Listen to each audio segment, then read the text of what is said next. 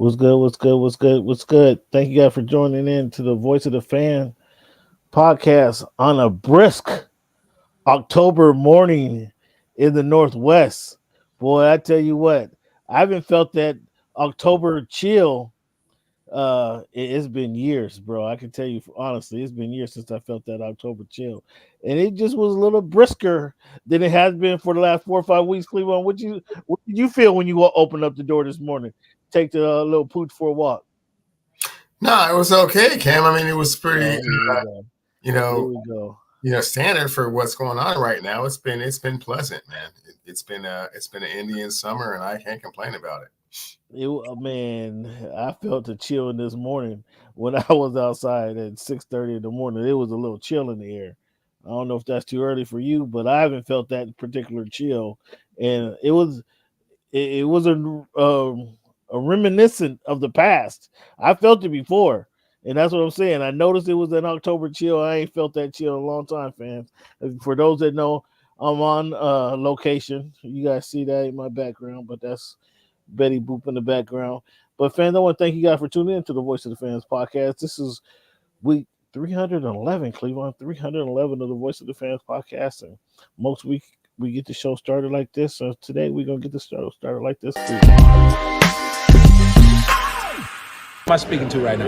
Cameron. My name Cameron. is Cam Buford. Hey, it's Peter Rosenberg. I'm hanging on my man Cameron Buford. We got some good questions today. I'm a golfer fan. There's always room for improvement. This is a big year for Tua to prove that he's a franchise quarterback. I'm more a fan of boxing. Boxing is my main sport. All we want to see every year are the best two muggers getting in the ring and getting on. Best people to fight for this. Somehow we got away from that because guys are trying to protect their record. Think about it like this. The promoter pays the fighter. The fighter pays the manager. Okay. So the manager works for the fighter, and the fighter works for the promoter. Okay. Talk about that loyalty for a moment. I'm standing there to try to make a change. Give back to the youth, give back to my community and show them that there is hope that you can make it out. Only thing is you just got to be dedicated. You got to keep your head down and stay on this course that you're heading towards. So you are lifting weights currently?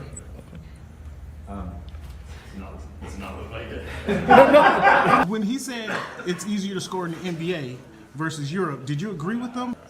To me, it's easy to score all over the world. Can I finish? Do you want me to speak or do you want to conduct the interview and answer for me? What do you think about these type of Aaron, like I was saying before. Aaron, what has the game of baseball taught you? One of the biggest things is being humble. Can you give a message to the kids to kind of persevere through the false teachings they may be giving? Patience. Okay. Patience.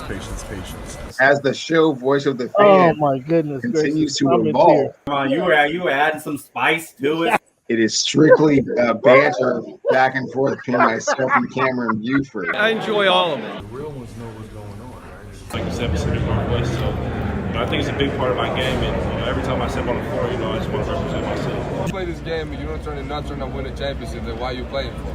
I'm happy for the Mariners. I'm happy Yeah, for the whole yeah, Kansas no, City. yeah, I was Cam, trying to send them nobody. Never mind. Go watch the tape. Go watch the tape, and then you tell me if it was all about just a system. You look like a buffoon. Go do your research. Go do your study. You played against Michael Jordan, and you said LeBron is the best player in the history of the game? Did you guys hear that? Oh, this guy. Hey, come here. It's okay. It's okay. That's what's good in sports, man. It's Big Snoop Dogg, man. That's what's good in sport. Thank you for making our voice your choice. And really appreciate you listening to the Voice of the Fans podcast. Check it out every single week.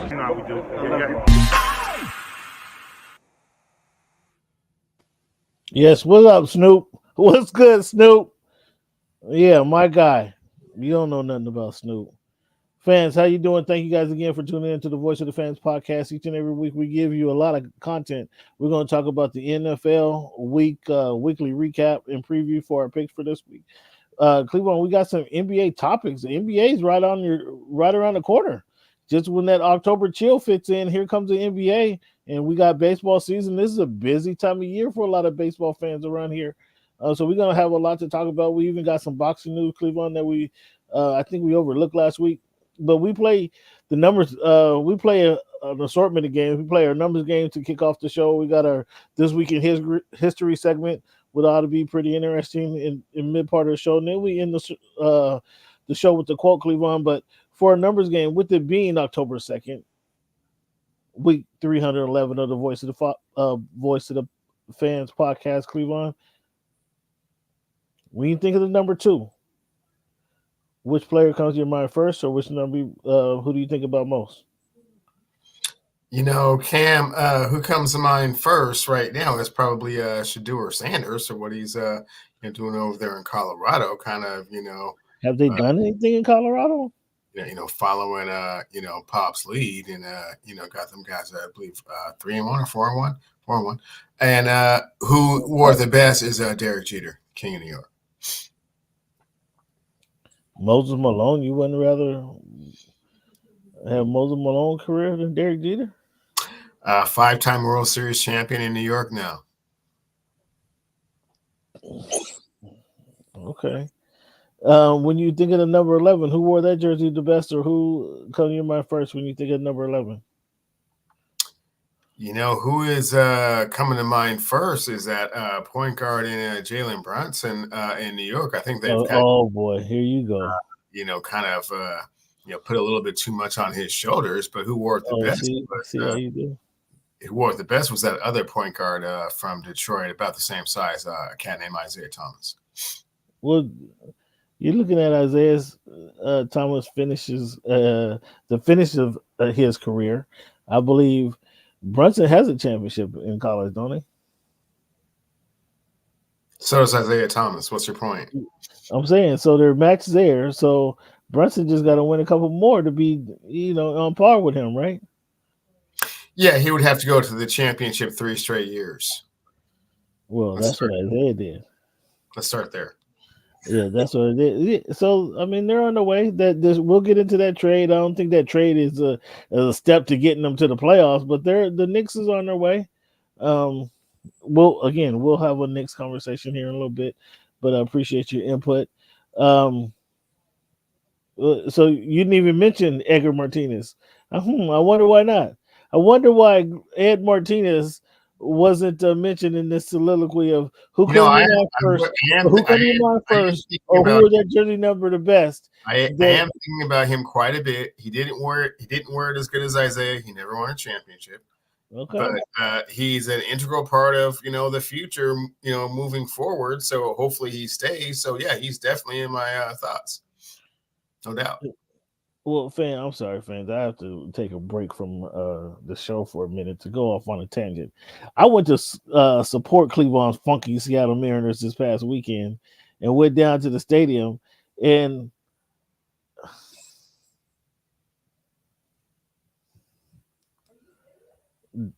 Cleveland, did the team not have a 5-3 lead in the bottom of the ninth inning?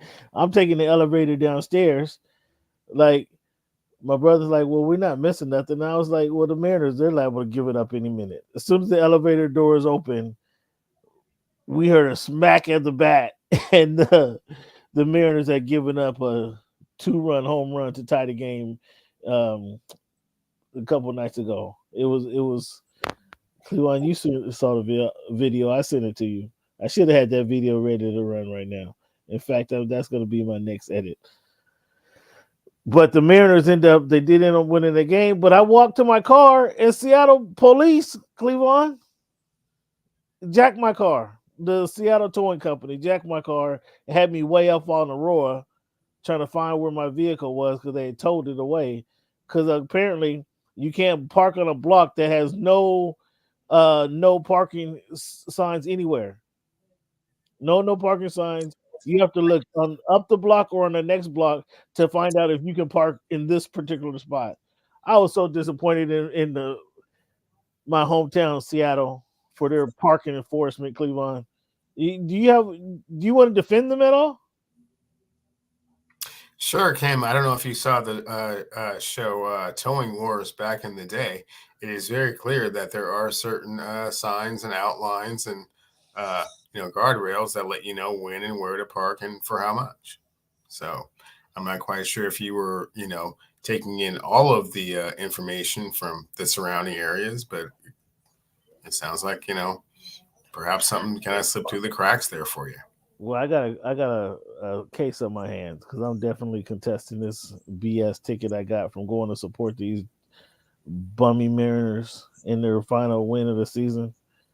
I was disappointed with your Mariners, Cleveland. I was disappointed in the city for not supporting the Mariner fans. Because why did you think I was able to find a parking spot? And shame on you, city, for not having that officially signed up and properly warranted or in viewable distance for everybody to see.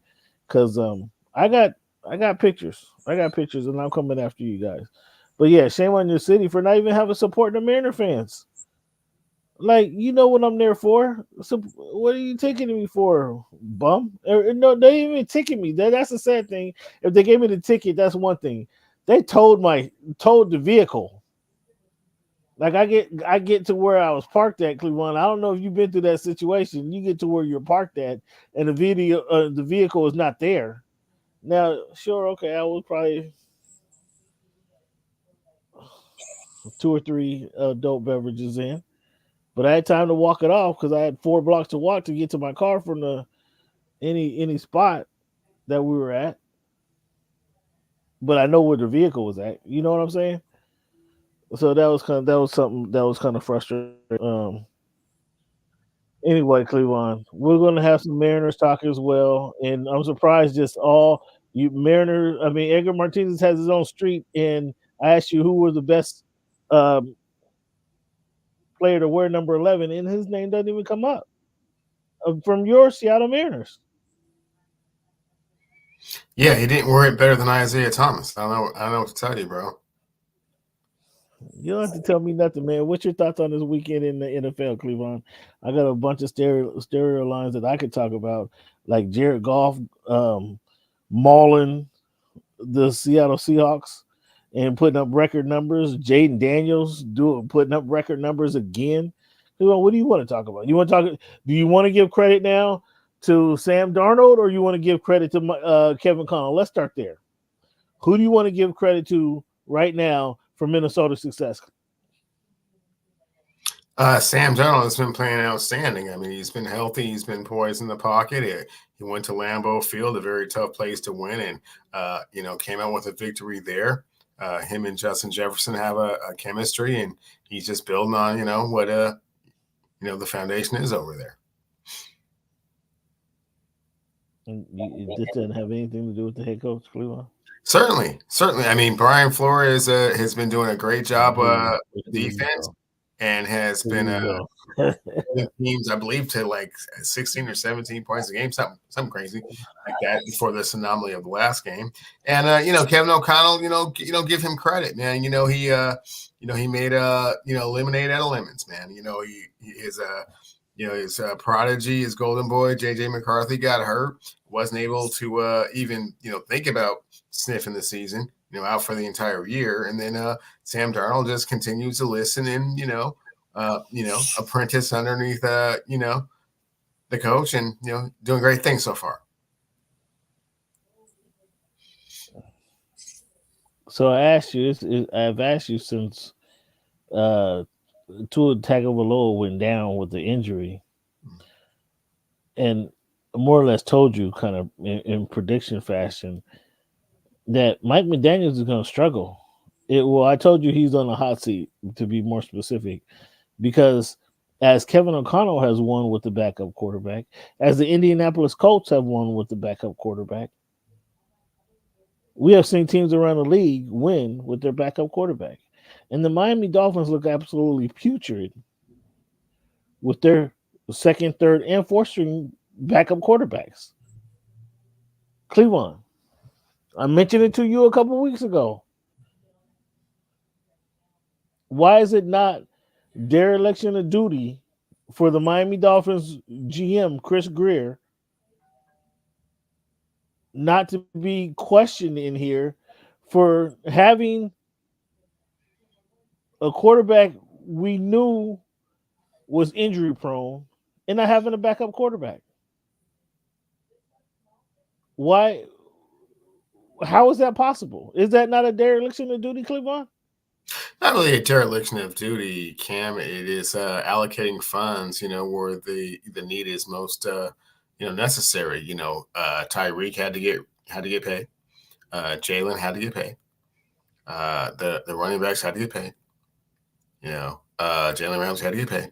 You don't have enough money. At some point, there is a salary cap, so you run out. And so the thing that they were focused on is keeping Tua Tagovailoa healthy and upright. I mean, it's not like they spent a lot of money on the offensive line to keep Tua Tagovailoa healthy and upright. They didn't spend a lot of money on investing on. They spent money on the weapons that Tua throws to, and the defensive secondary, which kind of covers his back on the other side. Now, Cameron, it's one thing to say that you should have like an adequate backup, but everybody knows, this team is built to run around Tua. We saw the same thing happen in Cincinnati last year when Browning had a couple games. Browning had a couple of good games. They had our guys look putrid, Cleveland.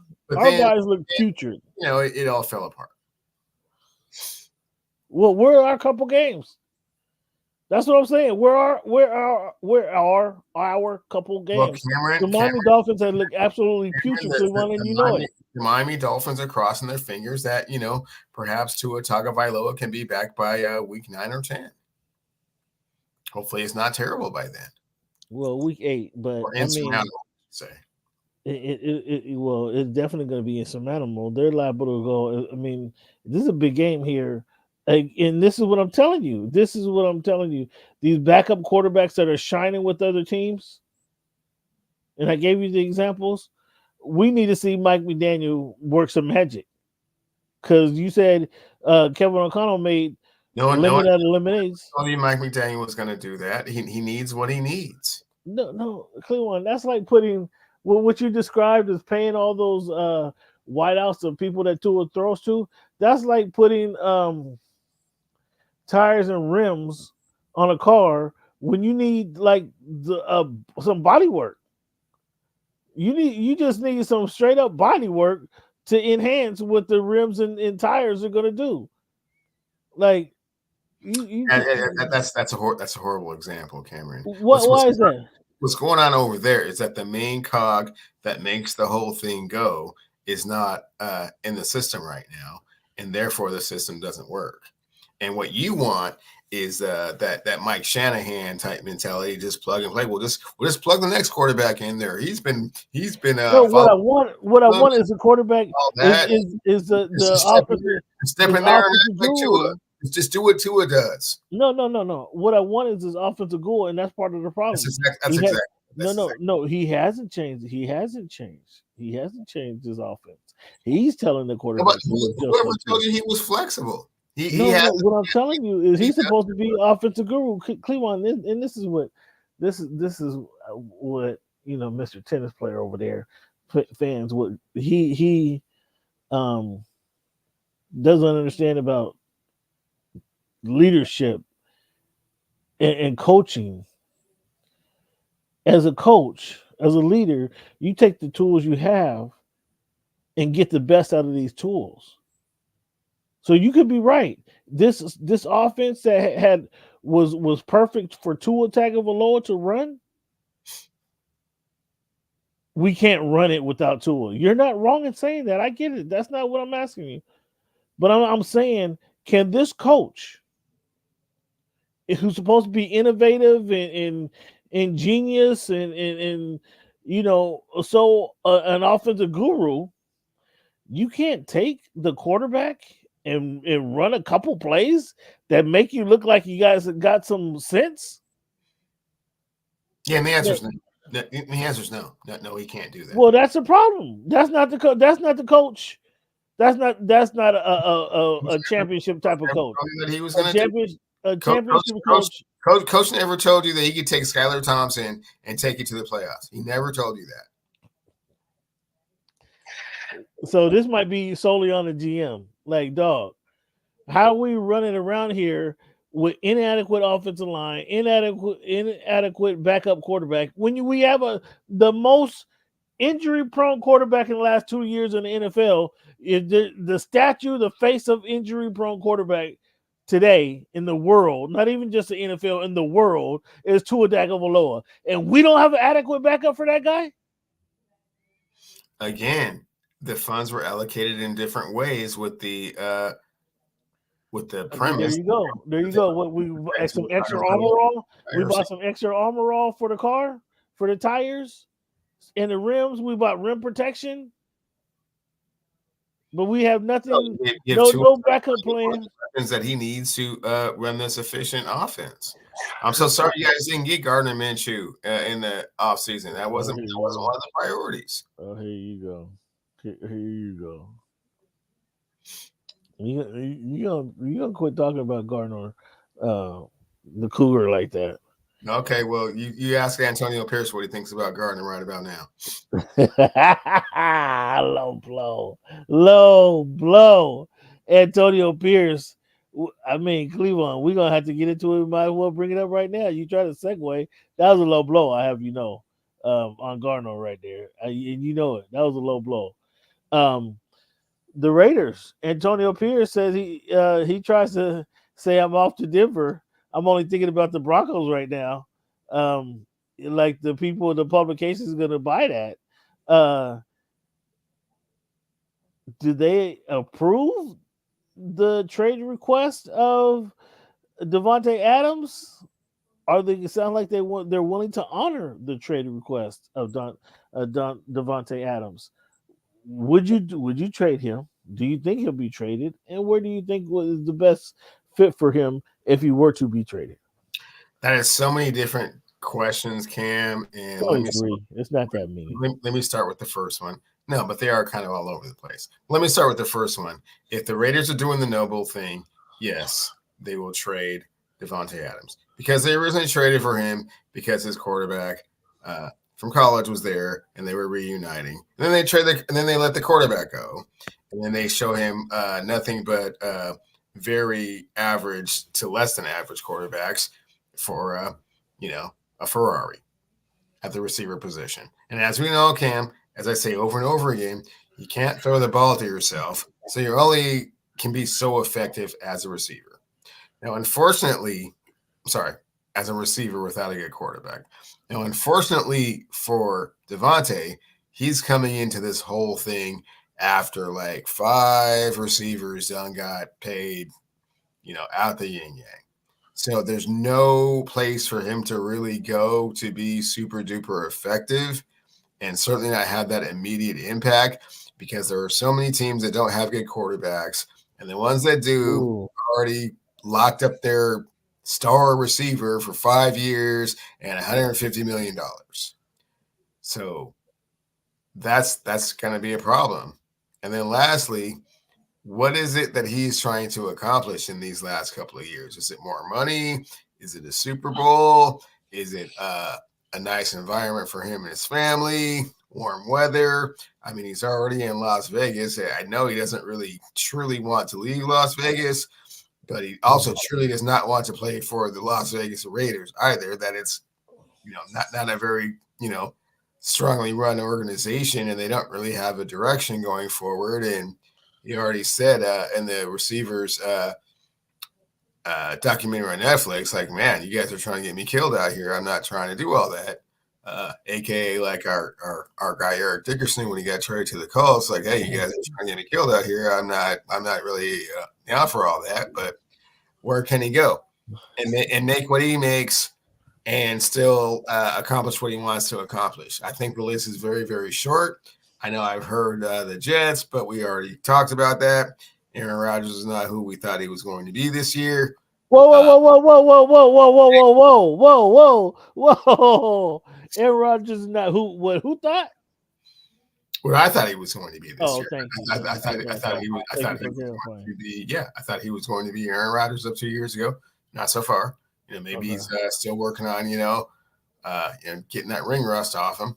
Not sure. We don't have a whole bunch of time. It's the NFL, so you got to do it now or never. Yeah, and then, again, following your your college quarterback to a second stop in the NFL, and a team that's like, okay, they already got Olave supposed to be their number one guy. They already got Shaheed, and now what? You're coming in to be like the $35 million guy? It's like, okay. I mean, it's a following car to another team. Bengals, Joe Burrow, because they already have their own receiver issues, exponentially to deal with over there. So where's there to go? Ooh, shit. With T Higgins for Devontae? Well, straight up, would you do it? Straight if the Bengals offered you the Raiders, Al Davis, the young Davis, would you take T Higgins for Devontae straight up? If I was the Raiders, yeah, for sure. But not if I'm the Bengals. Why not? Because Devontae wants his money, and it's just that much more of a headache. They already have wide receiver problems over there. He's not gonna. They don't even know what they're gonna do with Jamar Chase. Why would you add Devontae Adams to the equation? Well, I mean, Devontae Adams is not Antonio Brown. He's gonna go there and be a professional. To Cincinnati at this point in his career, you sure? Absolutely. Yeah, Taco Bell commercials, Oh, that doesn't make him a professional because he's the Taco Bell commercials. Well, I mean, no, he knows what his value is, and he knows that Cincinnati is not a good organization.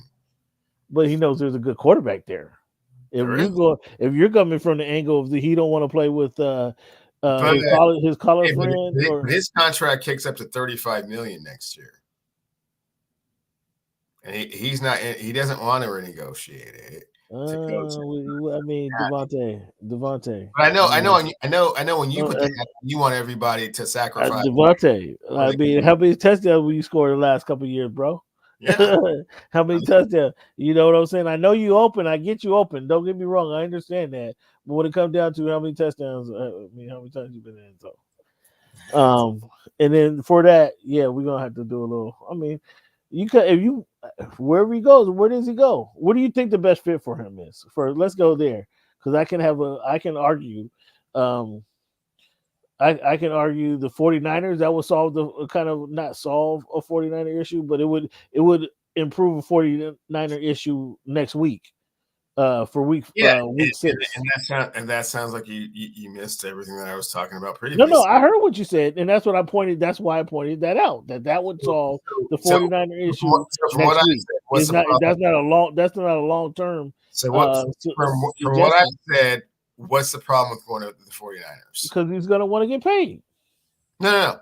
They already paid their receiver $150 million, and so Devontae's worth $35 next year. You're gonna have $70 million in receivers. Okay, Cleveland. What do you think? Where do you think is the best fit? Cowboys have money for him. The Bills, who don't have right now, they're leaning on some young dudes or no name dudes to take Josh Allen to the promised land. The Ravens. Which out of those teams do you think he'll have a best fit, or do you think he's gonna stay with the Raiders because they owe him $35 million? I think the best fit would be either the Jets, the Commanders, or the Seahawks. Oh, what? The who? How is the Seahawks going to jump in there? Yeah, come to the end of the road for Tyler Lockett. Love him to death. I need more than Tyler Lockett, though. What are you thinking? No, the Raiders don't want a second-round pick. We'll give him a second-round pick for Devontae Adams. I might say Tyler Lockett and a second-round pick. Well, they already made their terms publicly now. It's like a second-round pick. Well, if that's a deal, I don't know. I like to see him with the Ravens. I like to see if that would be not the solidity, not the the straw that broke the camel's back for the Ravens, but would he make Lamar look that much better? You know what I'm saying? Now, because there ain't going to be no questions now if can Lamar complete a pass to a quality wide receiver. Like, he's doing that with Rice until Rice's mess up in the Super Bowl, or was that in the Super Bowl? Yeah, with the or the championship game, AFC championship game. But can he do that with Devontae Adams? Like, and the answer is no. We've already seen that Lamar Jackson is never going to be a pure passer, and that's what Devontae needs. Right. I mean, I think that's what he kind of wants. And you started off by, what does he want? Does he want to go to a warm weather town? Well, yeah, I can't speak for him. I mean, there's a lot of factors on the table. I know he certainly wants at no less than 30 coming out of all of this. So he's already slated to make 35 next year. So you want me to restructure my contract? Well, why am I doing that? Well, so you're saying go send him to the Dolphins so he can just live in Miami? No, Dolphins already got 2 receivers making buku bread, and that's not one of the options. I do Hill for Devontae tomorrow. No, you wouldn't. Yeah, I would. Yeah, the number 1 player of the NFL voted by the NFL players. No, I would do Hill for Devontae and that second round pick that you want. Manager, because that's not a great trade. As long as he renegotiated, and I'm getting it. I know. As long as he stayed a year $14 an hour for sure. I mean, we gonna keep it. I'll keep it at 30. He can get 30. But that's not really. That was just some interesting talk that I think deserved a conversation. Because I think I'd like to see him. I would like to see him with Baltimore though. To see how that look. I mean, again, that kind of, I don't say completely solves their problems, but that puts, that makes the job easier for Lamar. And right now, that's what I want to see. But look like the Ravens didn't need any much help against the Buffalo Bills. What's your thoughts on the Raiders' domination of the Buffalo Bills in kind of both teams right there? Didn't really see it coming. I thought Buffalo had a kind of corrected some of the issues that they had in the past with regards to the balanced offense and not taking the game seriously. They seem to be kind of steamrolling. But again, somewhat inferior opponents. But the Ravens like to play with their food a lot. Lost to the Las Vegas Raiders, the aforementioned Las Vegas Raiders, and hadn't really looked good to start the year. Fortunately got that that big win over there at Dallas, which kind of propelled them into this game. And the demise of King Henry has been greatly exaggerated by some of the people on this show, and I'm not one of them. But he finally kind of kicked it up, and he kind of showed what it looks like to try and tackle someone like that for 4 quarters. So, I mean, I heard that little dig at me because I said he's going to be a glorified short yardage back. He had a hell of a game.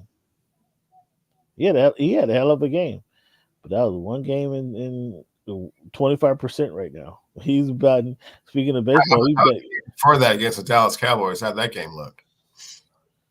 Oh yeah, that was a good game too. So 50%. Oh, okay. So he's putting back-to-back good games. Hell of a games back-to-back. That's kind of what good running backs do, Cam. Just saying. What school did he go to? He is currently playing for the Baltimore Ravens. Yes. Oh, I was asking what school he went to though, because I know your affinity. I forgot what high school in Florida he went to when he broke the Florida state record and stuff. What's your thoughts on the Vikings over the Packers? I mean, Jordan Love coming back, was that a little too soon? Did he look uncomfortable? What's your thoughts of the Vikings kind of going to work again? Sam Darnold doing his thing, playing catch with Justin Jefferson, and then your boy who may not ever get a look at a head coach again. But apparently he knows this, and he's just taking what you have and making it work. Brian Flores, molding that Vikings defense. He's been, I think, they're 3 years now, molding that Vikings defense and doing something special. Yeah. First and foremost, He's buying it. He's not buying it, fans. No, He's no still one's, not buying Sam Darnold. no one's And- listening to you when you try and heap praise on Brian Flores, who you ran out of town. Set his car on fire. So yeah, I was out there. There's footage of that. So nobody is saying that with regards to this offense and Sam Darnold. It is they're playing extraordinarily well. Let's continue to do so. If they can, and that's kind of what I think about them right now. If they can, every time when the teams get off to a little hot streak, Cleveland is the last to give them any kind of credit or respect for what they're doing. Unlike myself, who I reward the progress. Cleveland's going to wait till they lose and go 6-0, and then they shouldn't have lost that game. Well, Cleveland, for the last month and a half, they've been winning games, and you still been reluctant to give them the credit. So when they go 7-1, and then he'll want to jump off, And I'm so sorry. Sorry. I digress. You were talking about Jordan Love at the beginning of this, and did they rush him back? No. When you're physically able to play, you should play. And especially when we're giving you $50 million, he look a little rusty, a little bit, but he still made some great throws. And he brought that team back within 2 points of a victory. So let's not take anything away from him, but perhaps we gave him a little bit too much too soon. I think this season, is going to be a lot of we gave them a little bit too much too soon.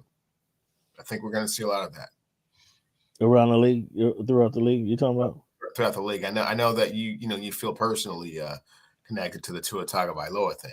But, I think we're going to see some other things where you just gave them a little bit too much too soon.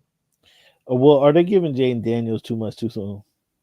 Jayden Daniels set another completion record, Cleveland, the other in his game.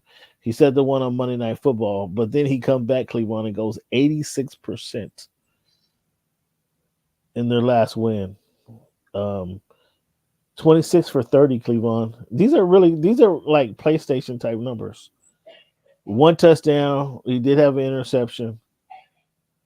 But a 141.7 rating. Cleveland, they were 9 of 12 on third down. That's pretty impressive too when you look at just that number alone. That means you're executing in critical time. Third down is arguably, we do know they have 4 downs, but arguably third down is one of the most critical downs, right? Unless you're 4th and 1 on the goal line. That makes that obviously a little bit more critical. But third down throughout the game are critical moments in every game, and he's connected, Cleveland, 75% of the time, 9 of 12. I'm going to ask you again, because I think I asked you this last week, but I'm asking you this week again. Is he the best quarterback in the division? I don't think he's the best quarterback in the division, but he's playing remarkably well, given the short sample size of what he's been able to do. Again, here we go. There's going to be more tape on him, and he's going to play better teams. So we'll see if it's sustainable. But right now, he's playing lights out. He's playing great ball, and like to see the maturation process. I didn't believe in him. I'll be the first person to say that. I didn't believe in him. Okay. That was major hype. I thought he put up big numbers against teams that were not particularly good. The same can be said kind of, at this level. He's put up big numbers against teams that aren't particularly good. Oh, you're taking shots at him now. But he will have his opportunity. I'm sending this tape. I'm sending this tape to you. To play better teams. And to answer your question, no, he's not the best quarterback in the division. I'm sending you a tape of this, Jaden. That wasn't me. That wasn't me who I'm rooting for you, Jaden. That was Cleveland over there taking little slight shots at you. Wondering if you can do it again. I'm gonna send this. I'm marking this tape, Cleveland.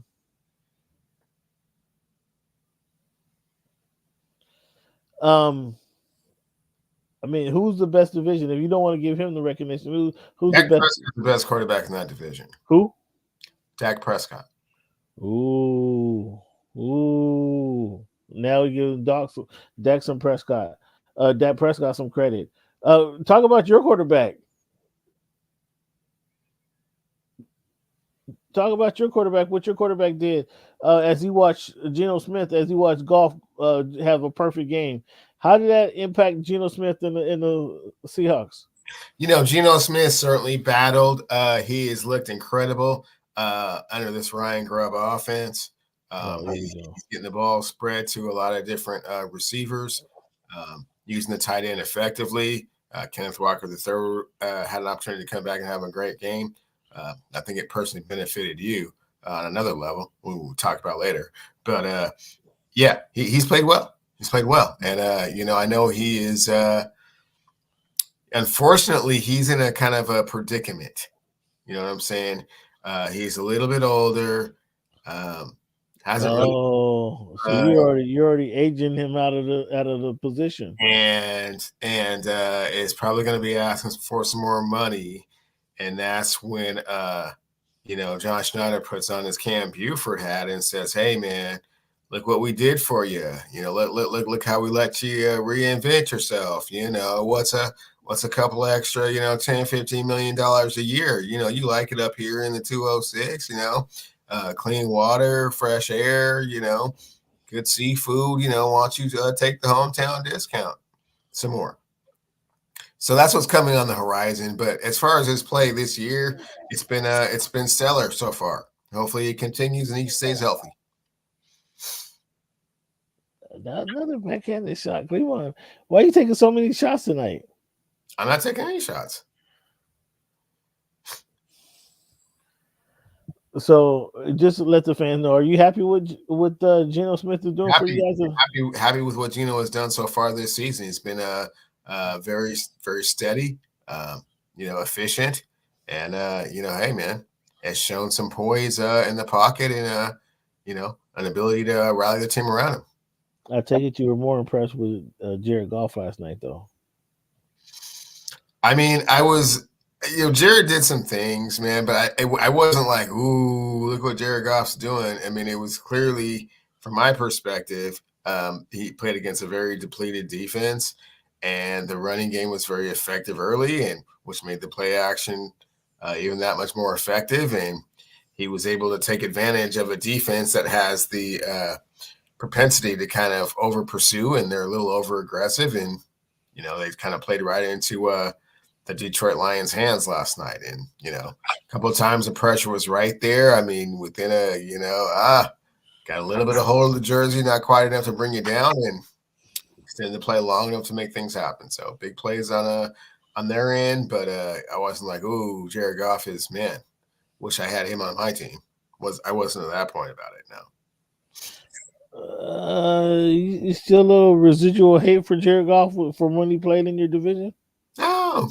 He played outstanding. I mean, I have Jared Goff on some of my fantasy football teams. Sorry I benched him. He went perfect. You know. How's that other guy you picked up for your fantasy football team? How's he doing? Man, you know, I was a little disappointed in his performance. I mean, I expect a little bit more out of him, out of the NFC representative in the Super Bowl. You know. Oh, were you? So they weren't really all that impressive to me. Yeah, as a matter of fact, I'm not sure he outscored any of the other quarterbacks I had on my team. I haven't had a chance to check just yet. I know I did win the matchup pretty handily, but I didn't see how he did with regards to the other quarterbacks on my roster. So basically, I've been hearing all the talk, all the banter back and forth, and how Purdy's this, Purdy's that, and you know, some on the. He had a big game. He had a big game Sunday. What are you talking about? I'm on the available list. I saw that my guy still needs a couple of weeks to get his bearings, get a little bit more mature before he's ready to get out there, and so I went out and got a you know, your guy, Mr. Irrelevant, and you know, I'm not saying he played irrelevantly, but it wasn't like ooh. He put up a couple touchdowns. What are you talking about? Big win for the Niners. I don't know what you talk over here. I mean, what you want the guy to do? One touchdown, one interception. I mean, 89% QBR. I mean, what you want this guy to do?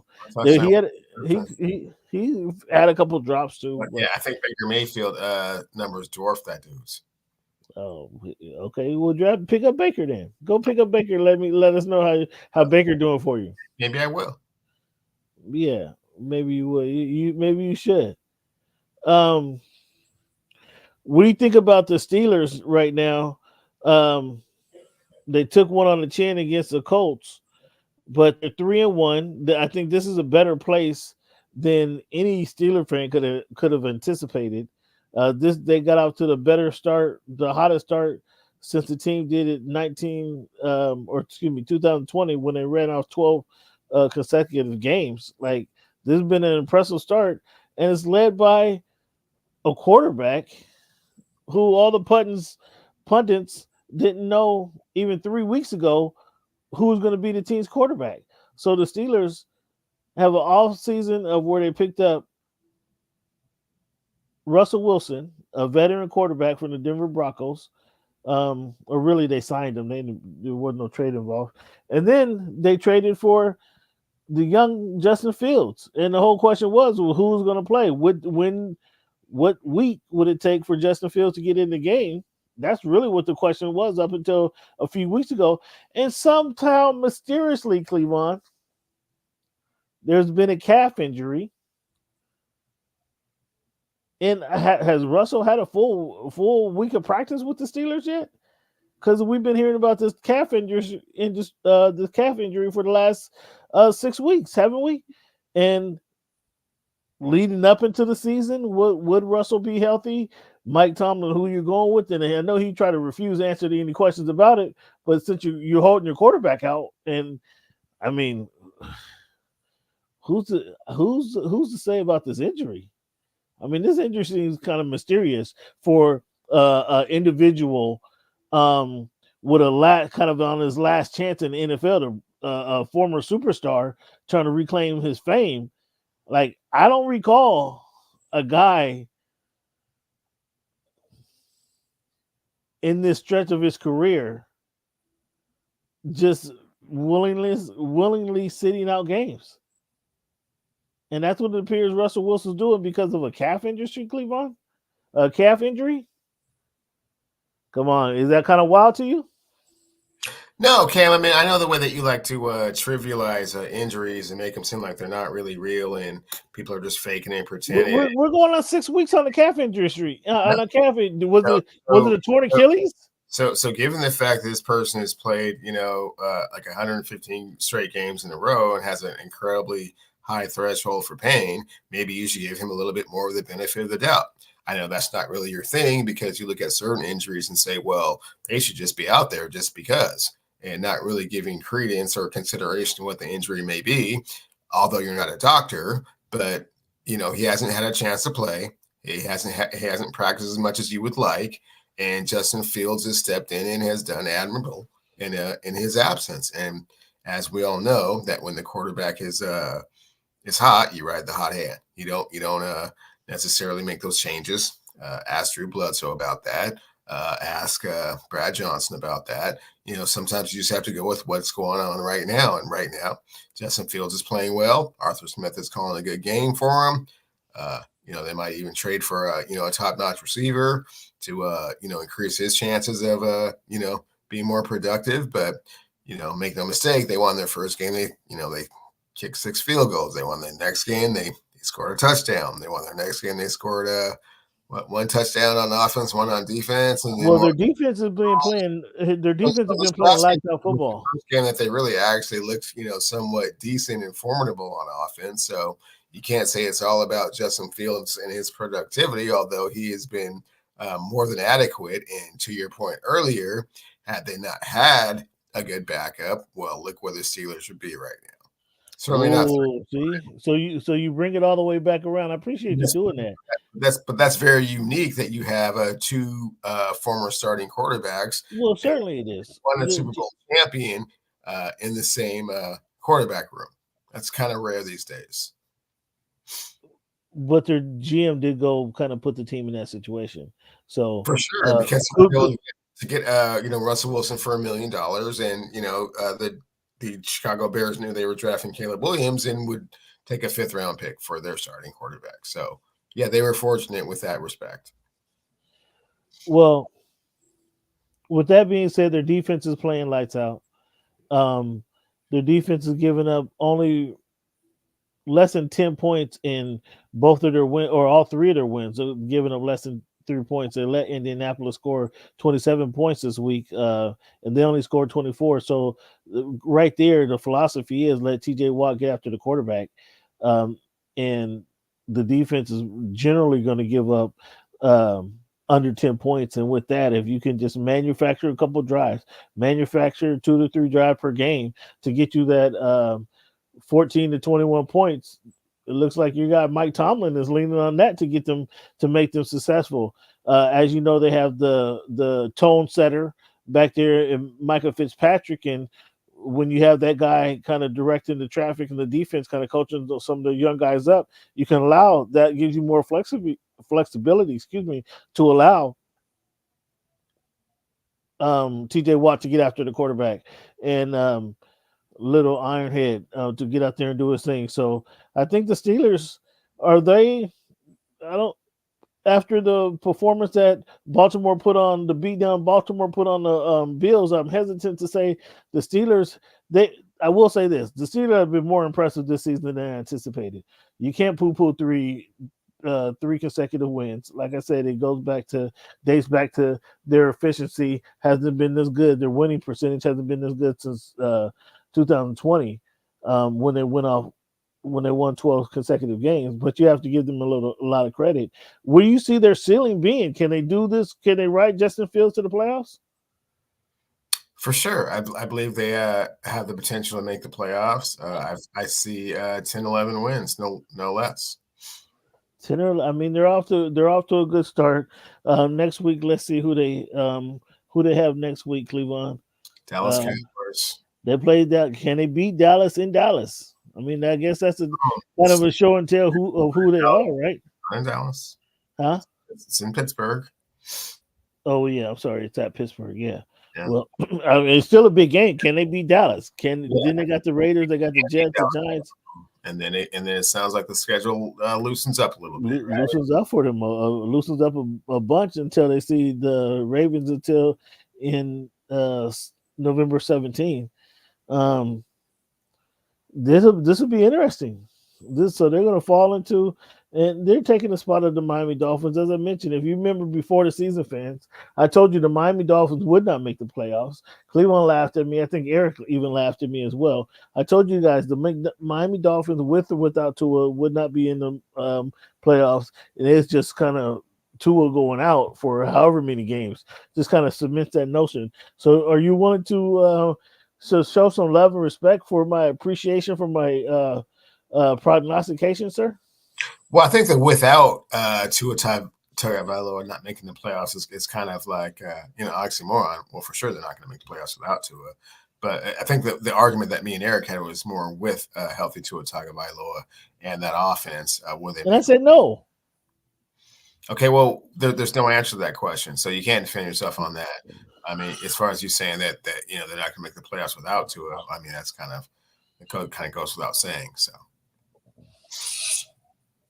I do think you guys laughed at me when I said they wouldn't make the playoffs. So, and you didn't expect them to look this putrid against the Texans. The Jets lose to the Broncos. Let's talk about your boy Saleh. Him playing it on Rodgers' cadence. Let's talk about how your receiver Garrett Wilson says this isn't the same route tree he's been running. What's going on up there in New York? I thought you guys were primed and ready to go, Cleveland. Yeah, we were, because Saleh is a great defensive-minded coach. He holds his team together. Are you sure? I am 100% sure that the Denver Broncos quarterback only threw for 60 yards last weekend, and they won the game 10-9. I'm 100% sure that that's what happened. So that's defense, right? I mean, I'm not sure. That's one measurement of defense. And the week before, the team they were playing only scored 3 points, right? And the week before that, the team they were playing only scored 17 points. And the week before that, they were playing. So there should be the no. week before that, they were playing the defending NFC champions. And how many points did they give up? So once again, the formula is play great defense and have an adequate offense. And so far, only 2 of the 4 games. I mean, I guess you can say they were okay the first game, but the 4th game, the offense wasn't there. It was inept. It's not Saleh's fault. Not Saleh's fault. So all this explains how it's not Saleh's fault. Okay. If that big long soliloquy took you that long to get there, they lost to the Indianapolis Colts. So they lost to the Denver Broncos. Excuse me, they lost to the Denver Broncos. Is that not concerning in a rookie quarterback? Is that not concerning whatsoever? Absolutely, it's concerning for the offensive side of the ball. Yeah, what are you guys doing over there? You only gave us 9 points, and then your last second drive, you come down and you miss a game-winning field goal. Can't put that on the coach or the defense. You can't put that on the coach or the defense. Well, so what happened when they go to London and get mopped up by the Vikings? Is that a coach or the defense? Is that going to be a coach or defense issue then? I mean, if they lose 12-9, it's going to be again on the offense, right? Or if they lose 32-14 like they did the first game of the year. Like that was the first game of the year against the defending NFC champions. Yeah, they haven't done that since then, right? I mean, I'm not going to say that the Vikings won't put up 25 because I think they probably are capable of doing that, but wouldn't be surprised if they more than 20. You writing hard for these Jets, boy. I tell you what. Find a friend that like you, like Cleveland likes the Jets. Because he's going hard for his boy Saleh and the Jets. I hear that. You guys hear it too. Andy Dalton, they don't get the win this past week. It has a glass slipper broken for Andy. Not sure. I thought Cincinnati at home was one they could have got. And they didn't quite respond the way they did in his first start. So yeah. Maybe it was just that. Maybe just 2 consecutive weeks of playing NFL football at that age, like not quite the same. That first game you get out, you're spry and you're fresh, and they're like, oh wow, we are playing NFL football out here. So it could be just that, or hey, it could have just been the desperation of the Cincinnati Bengals to get on the board and not completely write this season over after week 4. So probably a combination of the two. So I had the Eagles going back to the Eastern Conference Championship game or the NFC Championship game. And they've not looked like a championship team. They lose to the Buccaneers. In fact, they got that was another mauling, was them getting forced to walk the plank against the Buccaneers. What do you see is wrong with the Eagles? No A.J. Brown, no cohesion. I feel like Jalen Hurts is regressing a tad bit. I think that maybe 2 years ago was probably peak performance of what we're going to see from him. Oh, it only goes downhill from here? I think so, even though he has certainly enough weapons, and that's another team that wow. And a lot of their top-notch skill position players, and they just haven't been performant or haven't been healthy. I mean, Devontae Smith has been in concussion protocol, and A.J. Brown has been absent, kind of, making the focal point of the offense Saquon Barkley and, Dallas Goedert over the top, in the middle. But, yeah, Jalen needs, probably a different voice. Thought it was going to be Kellen Moore. Not so much. Oh, so you go to Kellen Moore, not the head coach? Well, Sirianni is, frantic, just trying to, do anything to, make anything happen. Like right now, because he knows that, everything is on the line right now. But yeah, he's hitting the panic button, Stan Van Gundy style a little bit. But we'll see what happens. Well, I'm surprised to hear, and I expected them to kind of, like I said, have a solid season, kind of a rebound season, because I thought experiencing what they experienced last season and not understanding that the team did not reach their full potential, that would just bring them back this year, and they'd be that much better. That was kind of my expectation of the Eagles going into the season, but apparently that's not going down. Does your coach beating? Does the coach beating your undefeated Pittsburgh Steelers? Does that give you any more faith or confidence in them? Or again, that's another backup quarterback. Joe Flacco comes in and winning ball games. Is this? I don't want to ask you who you credit, but does it give you more hope in the coach that they have a veteran quarterback who might be better than a rookie quarterback? No, I don't think so much of that game. Wait, you don't make too much of Flacco coming back and winning the game? You don't make too much of Richardson being in or out of the game? I don't make too much of the fact that Joe Flacco is going to be able to lead this team to the playoffs if Anthony Richardson misses a significant amount of time. And I think that in the short sample set that we've seen in this season, Anthony Richardson was not going to lead them to the playoffs, even if he was healthy. So the Indianapolis Colts are not a playoff team, in my opinion. Yeah, I think a playoff team was a stretch, but I mean, you still don't just want to give up losses. You know what I mean? The Chiefs continuing their streak against the Chargers, just as expected, per usual, right? Yeah, I mean, they're not looking, like Super Bowl, form just yet, and losing. We're not sure how long they're going to lose Shira Ice for, so that's gonna be a long. Actually, we don't know how long, but that could potentially be detrimental.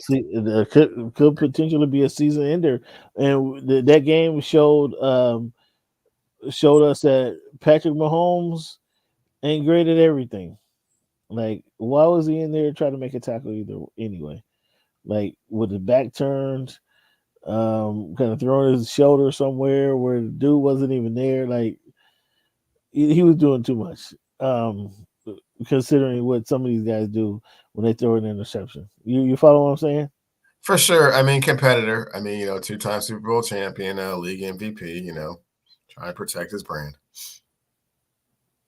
I mean, he came out of it. Good thing he came out of it okay, but he just took out his own guy. I mean, and it's hard to be mad when the guy, you look at who hit you. Oh, it's your quarterback. Your quarterback who led you to the championship last year. Like, it's hard to be mad at that, right? So yeah, it's gonna hurt. And should they be in the Davante Adams sweepstakes? At least for the season, I don't think that they have any long-term aspirations of signing someone to a contract of that magnitude. They didn't want to do it with Tyreek previously. I don't want to say they think it's plug and play over there, but I think they think it's more Mahomes than the targets that Mahomes throws to. So the question becomes, are the Raiders silly enough to trade Davante Adams to the Kansas City Chiefs, which would almost guarantee another Super Bowl? Wait, so you just made a comment. You said it's Mahomes or the guys that Mahomes is throwing to. Like, you don't know. You're not sure. No, I said the Kansas City Chiefs have already made that decision that it's Mahomes and not the guys that he's throwing to, which is why Tyreek Hill is not a Kansas City Chief anymore. Right. Yeah. So let me put this up. Good point. I don't know. I think that would be a good fix. I really would like to see him with the Davante Adams. We're talking about the sweepstakes. I really want to see him playing with Baltimore. And again, that would address some of the concerns that we all have about your quarterback, Jackson. We all have some concerns about that and what he could do. But fans are probably going to be more concerned with the smackdown that I put on Cleveland again this week in regards to our pick segment, fans. So here we go. Let's review our pick segment here. Can you see what I'm looking at, Cleveland? I cannot, Cameron. Okay. You should be now.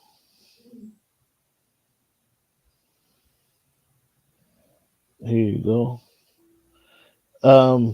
Last week, Cleveland for some reason thought the Giants were going to beat the Cowboys. We also disagreed on the Bears and the Rams. The Bears did win that game. What else? I had Cincy over Carolina, and he'd been telling me how terrible Bryce Young was. And once he saw Andy Dalton get in there, the Red Rocket, you thought the Red Rifle was going to lead him to some more victories? For sure, at home against a team that shunned him previously. Yeah, there was a little bit of a revenge factor going on there. Well, you were wrong. We both had the Texans, the Commanders. Yeah, we can't see those picks, Cam. You can't see them? There we go. Well, you think I'm lying to you? No, I was just saying that we couldn't see them. It's all. Our next picks, we had the Texans. We agreed on the Texans, Washington, the Niners, Raiders, KC, Buffalo, Tennessee. I had Detroit winning that game. Clearly, you had Seattle winning that game. What did you see from Detroit? And are you encouraged or discouraged by the Seahawks getting kind of, I want to say pummeled, but it wasn't quite a pummeling. But the Detroit played good. What's your thoughts on Detroit and their ceiling? And how about the Seahawks? I was encouraged by the fact that the Seahawks, didn't go out without a fight. It was going to be an uphill battle from the beginning. Again, playing the game without 6 starters on defense. Then they went down 14-0 just so quickly, but they continued to try and make big plays. The return of Kenneth Walker was significant, establishing the run, kind of giving them balance. Even late within, into the third quarter, it was still a 1-score game, but Detroit just played almost flawlessly on offense and was able to really exploit. The quarterback was flawless. He was 18 for 18. That was flawless. Yeah, and they were able to take advantage of and exploit the absence of all the players not playing on the starters not playing on the defensive line, and established the run from the beginning and stayed committed to it, and pretty much rammed it down their throats. They looked as good as they can look, and the Seahawks looked a little bit out of position at times, but just goes to show that the depth isn't quite there just yet. But if the starters are in there, it's probably a much, much different game, I felt.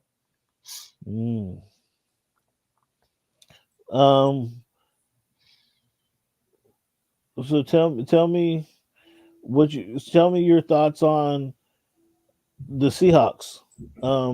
Again, after taking that loss to the Lions, I mean, is this something you can recover? Are you excited about the consistency? Are you see, because that offense, I'll be honest with you, until they did that flea flicker late in the second quarter, like I was like, this offense it stinks because they weren't being aggressive, they weren't moving the ball, they had no kind of rhythm to them until that little flea flicker they ran for the first down. I might add, not for a touchdown, for a first down. What was your thoughts on when you saw that flea flicker? I thought it was innovative, certainly kind of catching the Lions off guard, and, kind of one of those things that kind of, one of those momentum builders. I thought it was definitely deflating when DK Metcalf lost the fumble there in the first quarter, kind of trying to match what the Lions were doing initially. But no, I'm not discouraged. I liked the fight that they showed, given how decimated they were on defense. And I thought the offense looked just fine. I mean, I thought it looked as good as it could look, given the set of circumstances and the fact that they were, playing from a big deficit to start the game, and kind of, were kind of behind the 8 ball, but, fought their way back, I thought. Okay, I mean we'll take that. We'll take that. Tell me what you thought about the. Are we done with your guy, Mister Sunshine, Mister Surfer guy down in Jacksonville? Are we done with him? No. Way too much money to be done with him. They're probably done with the coach here pretty shortly. I think maybe by Super Bowl winning coach who won a Super Bowl not less than 10 years ago. yes, we're done. We're done with Coach Peterson, and we're gonna have to move on to someone newer and more innovative. Ooh, I mean, you going right for Peterson? Not we, but they, I should say. Yeah, I heard you. I heard you calling him they because you keep wanting to throw. Oh, he beat Herbert in the playoffs. What has Herbert done? He did, and Herbert still hasn't won a playoff game. Okay, but what does this dude look like? He look like straight Kako right now. He ain't going to the playoffs this year. Is Justin Herbert going to the playoffs this year? I mean, is that the comparison? No, it's not a comparison, but I was just throwing it out there that this guy you're talking to is not likely to be going to the playoffs. Not at all. They have no. I would say zero chance of making the playoffs this year. Deshaun Watson showed some little heart and grit out there against the Raiders. Did you see any of that game? A little bit of it. He shows that glimpses of that here and there, but they're just too few and far between to really take Deshaun Watson very seriously. Ooh, so you can't even take him seriously. No. Oh, so he washed in your book. Don't even knock on your door. No.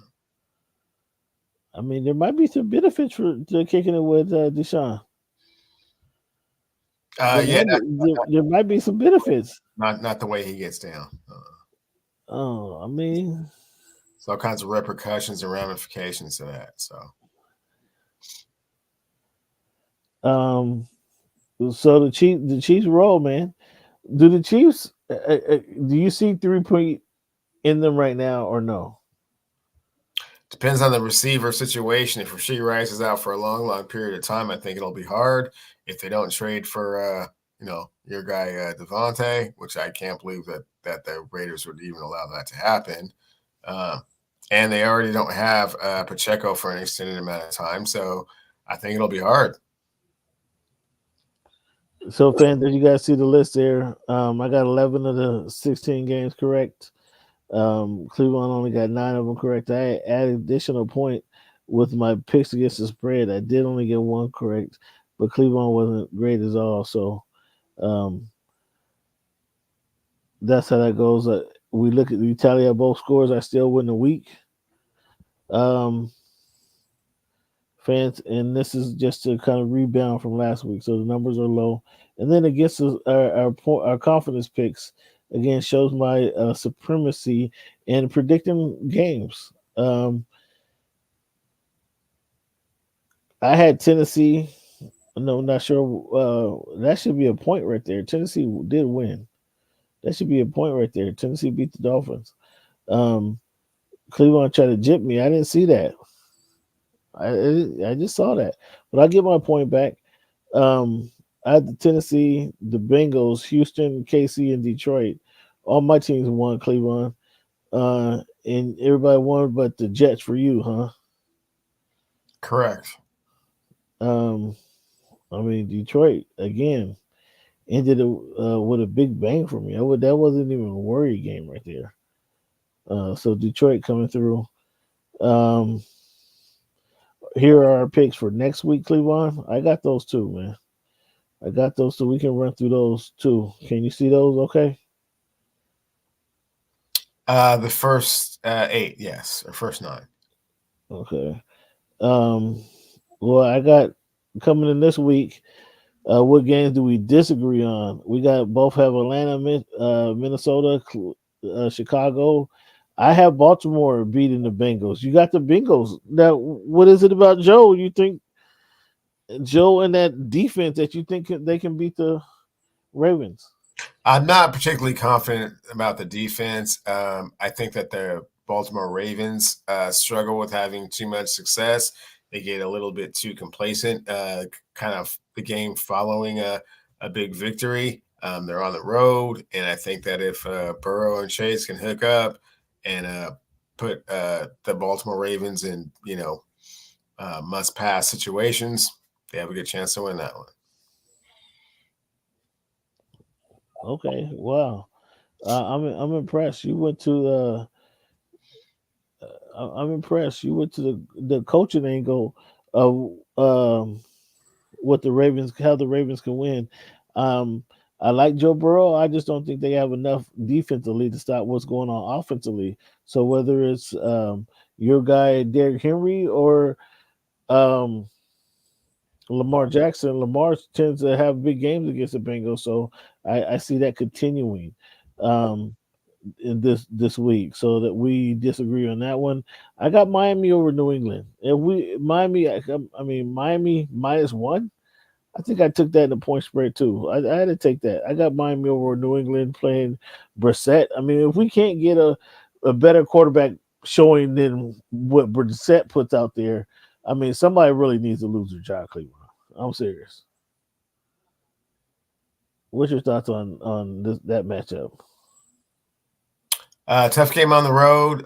Dolphins, I don't think have figured out exactly what they want to do or what their offensive identity is going to be going forward. I think that's a problem. If the New England Patriots are able to run the ball like they have been the first couple of weeks of the season, they will eat up time of possession and not give the Miami Dolphins as many opportunities as they usually like. And even if they have additional opportunities, they have suspect quarterback play.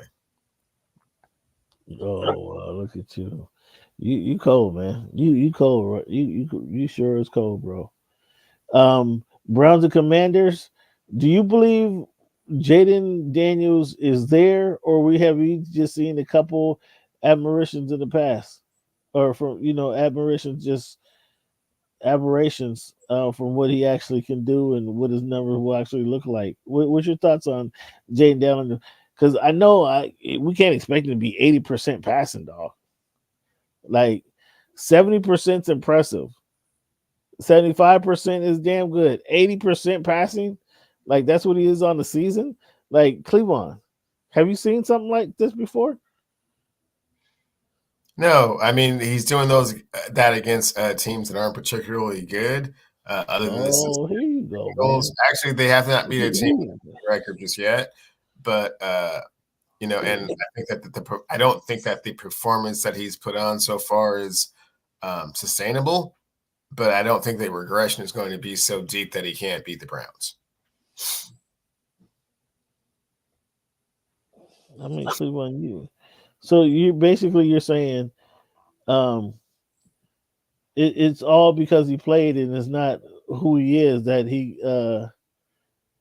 doing what he's doing. I think it's a combination of the two, but I think because of who he's done, not because of his skill set, he has him just a tad bit. I think it's a combination of the two. But again, who has he beaten? The Giants, the Cardinals, and Cleveland, and the Bengals. Cleveland in 4 starts. In 4 starts, the Arizona Cardinals. Is the part where you stat me to death again? No. I just want to kind of put it into perspective for you, because I hear you just poo-pooing everything this young kid has done. How you can't poo-poo Cleveland? I already said I came around to I was wrong about him. I started the show with that. Cleveland. Nobody has been this high. He's 82% passing, Cleveland. So you are statting me to death. Okay. I was just trying to point something out to you, man. I don't think you're recognizing all these quarterbacks. Name your greatest quarterback ever. Name the top 2 greatest quarterbacks ever, and don't say Doug Williams and Steve McNair. Just name 2 great quarterbacks. Dan Marino and Tom Brady. They didn't do this. They didn't do what he's doing right now. This is uncharted territory, Cleveland. They didn't go 80% for 4 games, Cleveland, as a rookie. So I'm just kind of Do I want to say he's going to be Dan Marino? Is he going to be Tom Brady? I highly doubt it. However, he is doing something that none of them have done. So you got to recognize what he's doing, man. You got to give the kid some more credit, man. You come around, but yeah, you're still hesitant because you didn't have him. You picked. You hesitant to give him any kind of recognition, any love. Yeah, you can't do that, bro. You can't do that, man. So give Jay Daniels some love for what he's doing. And can the Colts? I mean, is it going to be Flacco against your boy Trevor? I got Flacco. You got Houston bouncing back for a win over the Bills. I do have Houston at Houston too. What that's going to be a good game. I mean, that's a good challenge for the Texans, isn't it? It certainly is. The Buffalo Bills at their highest and best use are a very difficult team to deal with, but I think it really depends on the health of Joe Mixon. A healthy Joe Mixon, I think they win this game fairly handily. Without him, it will be a challenge. But I think they can still get it either way. You saying they win the game handily, and the Bills just got pummeled the way they did? I mean, they're both teams coming off a loss, actually.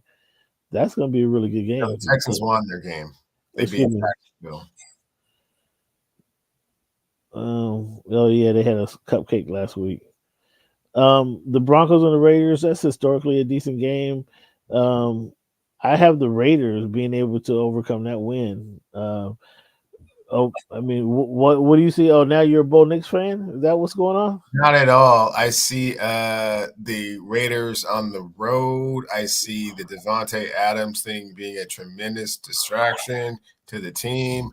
I see that quarterback that they have has been extremely inadequate, so much so that Antonio Pierce won't even endorse him, only day to day that he's a starter, not week to week. Like today he's a starter. Tomorrow, you gotta ask me again tomorrow. I don't know. So when you don't have that type of confidence in your starting quarterback, the team feeds off of that. And Antonio Pierce is a very transparent type of coach. So even in practice, he'll kind of let you know by his body language and the way he looks at you whether he likes you or not. And clearly he does not like that quarterback. And clearly the circus of Devontae Adams, is he going to be a Raider going forward or not, I think it's more than they can overcome on the road. I have no confidence in Bo Nix, but I have even less confidence in the dysfunction that's going on with the Raiders right now. Wow, that's crazy. The dysfunction with the Raiders, can they let and that's what I'm saying. Devontae is a professional. He's going to be a professional all the way up until they trade him. And I think even after that, he's going to only have good things to say about the Raiders. But like you asked earlier, what is his end goal? Because that depends on kind of what teams really should his agent be talking to, but that's information that we're not privy to right now. We agree on the 49ers over the Cardinals, Green Bay beating the Rams, the Seahawks over the Giants. You got better win that game and look good doing it. We disagree. I got Dallas over Pittsburgh. Why do you have Pittsburgh over Dallas? The game is at home. I think that Dallas, without two stars on defense, Micah Parsons and Lawrence, will struggle to stop the run. And I think that Justin Fields is the type of quarterback that can kind of exploit what they're not good at. I think it'll just be a big game for them. I think the Cowboys, they need to win some games. I mean, they got a lot of pressure. Your guy has a lot of pressure on their shoulders. They need to win some games. I think I'm banking on them to scheme up a win against one of the toughest defenses in the league, and we'll see what happens there. For our picks against the spread, I got Minnesota, Houston, and Dallas, as I mentioned. In Cleveland, you got Washington, Minnesota, and San Francisco. Why are you confident? Here you go. You want to talk bad about Jalen, or because I'm talking about Jalen, he refused to acknowledge his greatness? But you're going to take him in your points against the spread. Why is that? Because I think that they can beat the Cleveland Browns at home by a little bit more than a field goal. Simply put, no logic into it. That you don't want to explain your disdain for the young rookie right now, huh? I don't have any disdain for the young rookie, Cameron. I said he's playing well, much it has exceeded my expectations. I just said that statistically, all the things that you were throwing out are cool, except for he hasn't played a team with a winning record yet, or beaten a team with a winning record yet. That's all I was saying. But yeah, I think he can beat the Cleveland Browns by a little bit more than a field goal. Maybe not quite a touchdown, but a little bit more than a field goal. Our confidence picks, Cleveland. I got Minnesota, Dallas, Seattle, KC, and San Fran. We agree with San Fran, we agree with KC, and we agree with Seattle. We just have them in different places. But here this kid goes again, taking shots at Jaden Daniels, and then has him high up on his confidence pick. So I guess he does recognize fans what's going on, at least from a distance. Kimbe, man, or excuse me, Cleveland. We lost Dikembe Mutombo, not Mutombo, as most people know him as. What's your lasting memory of Dikembe Mutombo? Oh man, it will always be, I'm a Seattleite here. So when he played for the Denver Nuggets and overcame a 0-2 deficit against the number one team in the Western Conference to win a first round playoff series, the first time 8 seed had ever beaten a 1 seed. Yeah, him holding the ball on the ground over his head. I mean, that's going to be, I guess, the lasting image of I have of Dikembe, but we already know about philanthropic efforts. He being in the Hall of Fame. What is Dikembe? 3-time block champion. Dikembe, I know you don't like stats, Cleveland, but Dikembe has a lot of numbers, man, that you might not have paid attention to. 2-time rebound champion, 3-time All-Star, 6-time All-Defense, 4-time Defensive Player of the Year, 91-92 rookie, Cleveland. Was Dikembe, again, he has a lot of greatness off the court, right? But was Dikembe better than Patrick Ewing and Alonzo Mourning? No. Neither one? It's clearly he wasn't better than Patrick Ewing, and I don't think he was really better than Alonzo Mourning, though.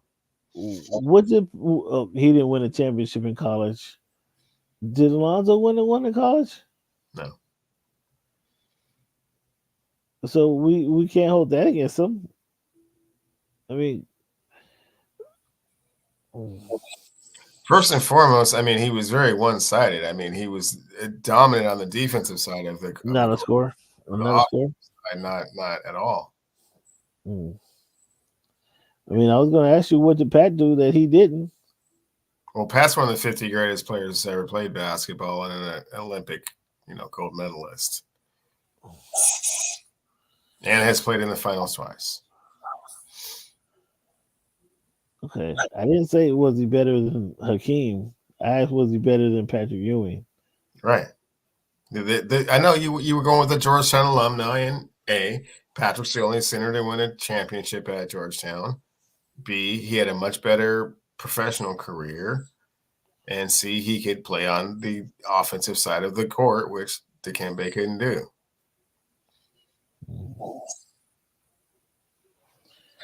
Yeah, okay. Like I say, his humanitarian efforts are unmatched.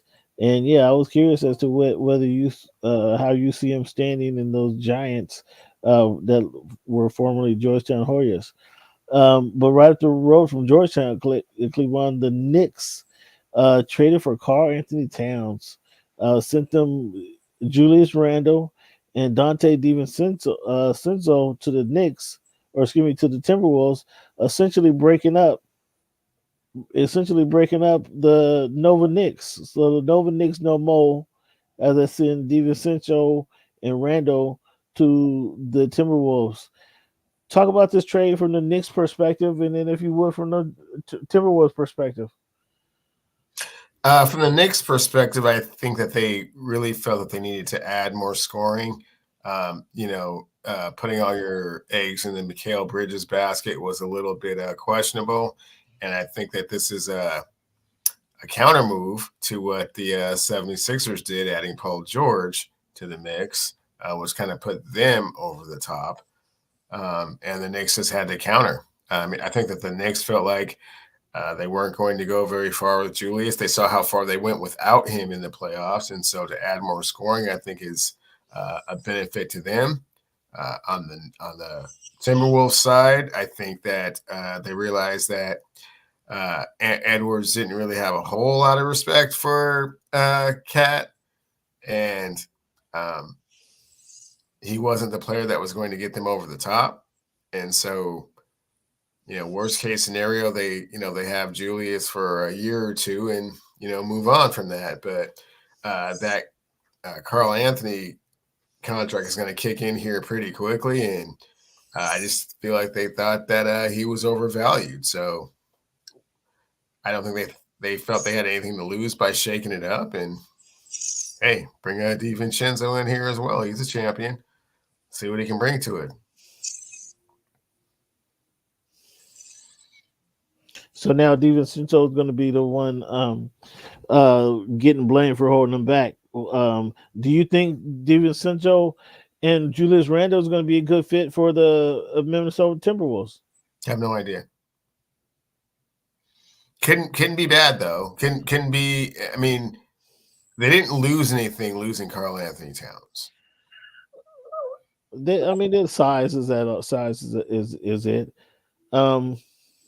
But Julius Randle, 19 and 10, 19 and 9.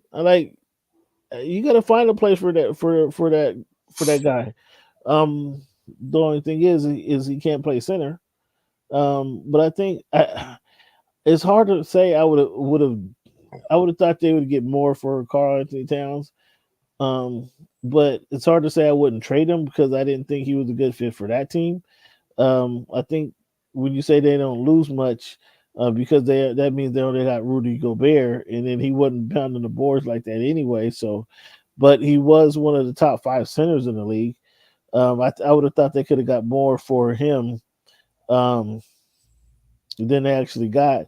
But Julius Randle, I understand why the Knicks did it. The Knicks get rid of Julius Randle. They don't want to bring him back into the team after they've been successful.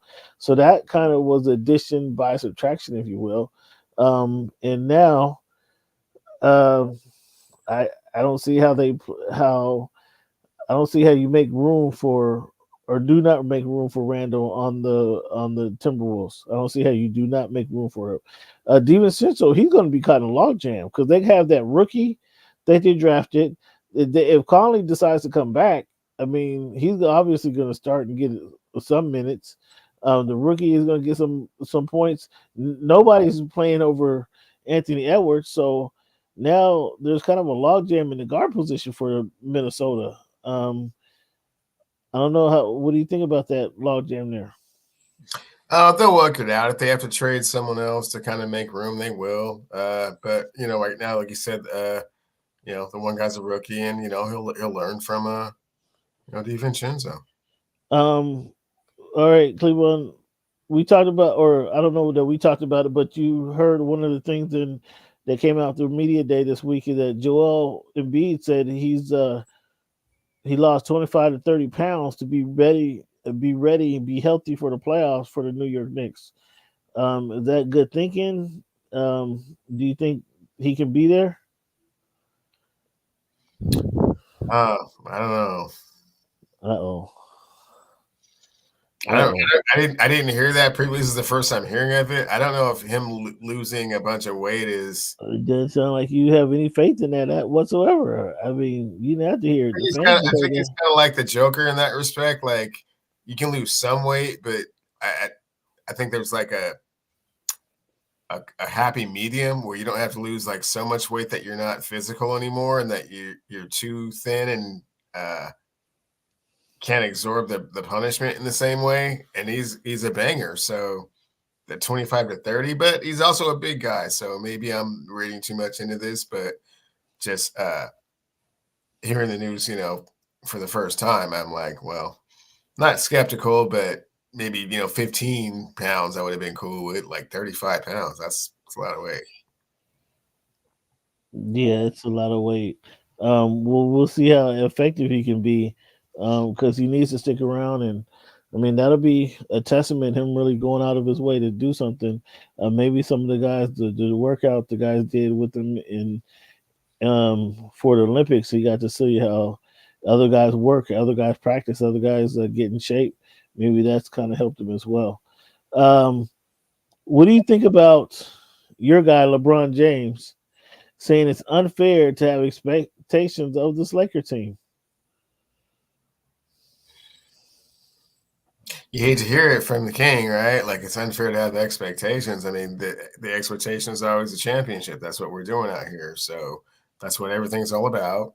And you know what you signed up for. You know what the purple and gold is all about. So it's just having a great year, and being competitive is not what's up, man. Get his son some run. Like we at the Y. Hey, sub in, let him get some running. What do you mean? No, that's exactly what you're saying. That's kind of like the mindset that he's kind of putting out there. Maybe he just doesn't want to put too much pressure on everybody. I don't know, but no, when you have LeBron, AD, and other pieces around him, the goal is a championship. It's always a championship. So to not put expectations is just saying that you don't believe in the team. It gives a very questionable narrative to what's going on. Well, maybe he recognizes that the West is going to be tough. The West is going to be really tough. They already got OKC getting stronger when they picked up Hartenstein. Minnesota is going to be strong. They just got a taste of what the championship basketball is like. You expect them to bounce back and be right back. There's still the Denver Nuggets, right, left out there. Who else you got? Mavericks picked up Klay Thompson in the offseason. The Mavericks picked up Klay Thompson. So we're 4 teams. That's the top 4 teams in the Western Conference, right? Then you're gonna get to the guys, Cleveland. I told you last year, and again, you guys like to laugh at me, like I don't know what the heck I'll be talking about. But I told you, on talent alone, the Houston Rockets could get to the NBA playoffs. At the end of the season, they're 2 games out of the playoffs. Do those guys grow? So no, they didn't get into the playoffs? No, I told you. No, they didn't get in the playoffs, but they were 2 games out of the playoffs. So now that they have a year to mesh, a year to come together, a year to understand who they're playing with and understand what the expectations are from the head coach, et cetera, et cetera. The head coach just kind of tightened the reins just a little bit more. Let them know, hey, we're serious about this. We show we can improve. We're serious about improving. They have the talent,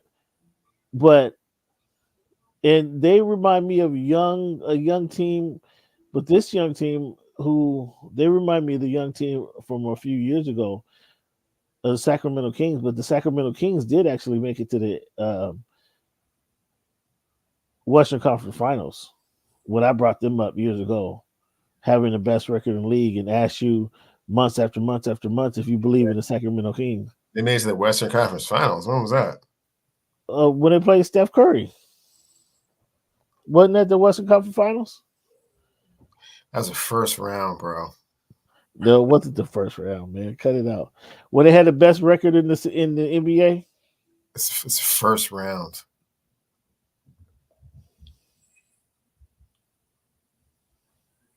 They have not been to the Western Conference Finals since Chris Webber and Vlade Divac and Peja Stojakovic and Doug Christie and Bobby Jackson and Mike Bibby. Scott Pollard.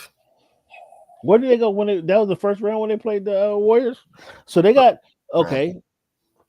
So with that being said, since the Sacramento Kings have not been to the Western Conference Finals since they had C. Webb and Peja Stojakovic, is what you're telling me.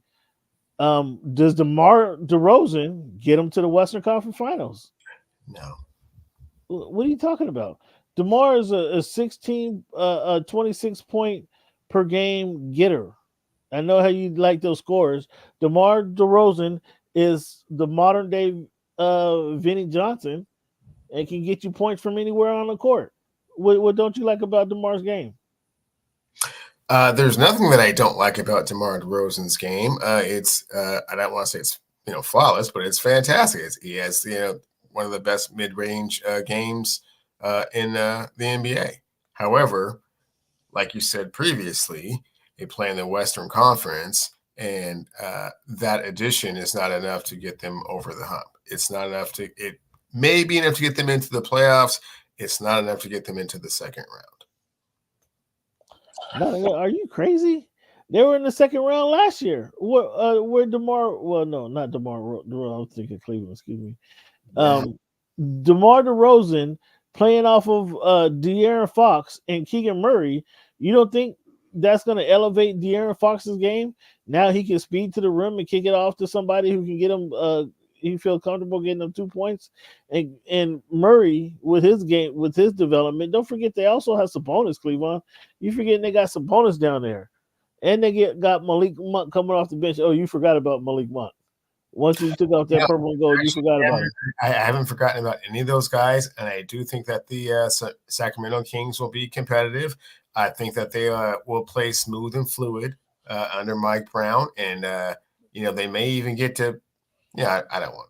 Let's just throw a number out there. They may even get to 50 wins, but the way that their roster is currently constructed, Sabonis is their best player.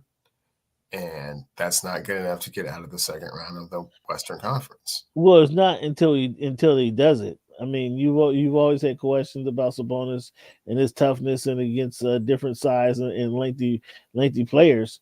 Well, that's a weakness he has, but at some point he has to learn to overcome that. Man, he's made it this long in the NBA. He's learned that adjustments are needed. So what if he can't overcome it? It has nothing to do with his skill set and his ability. I mean, I think that he has maximized his skills, but it's just better. Ooh, there's not another notch for Sabonis? No. Well, how is he the best player if there's not another notch for him?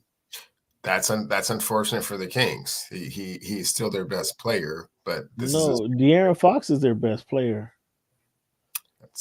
De'Aaron Fox is their best player. I would just throw that out there to say, Howard, he's there. How is he not a playoff team if he's the best guy? The Sacramento Kings, again, Mike Brown is right there at that chopping point too, where in his career where he has to kind of get it done or keep moving on. So he has some added motivation to coach these guys up. And then I think this team is young and has enough saltiness on their shoulders to kind of do some things. So I'm looking forward to the Sacramento Kings kind of pulling it together. Using DeMar DeRozan, is his career hurt by the fact that the Toronto Raptors win the championship after they trade him for Kawhi?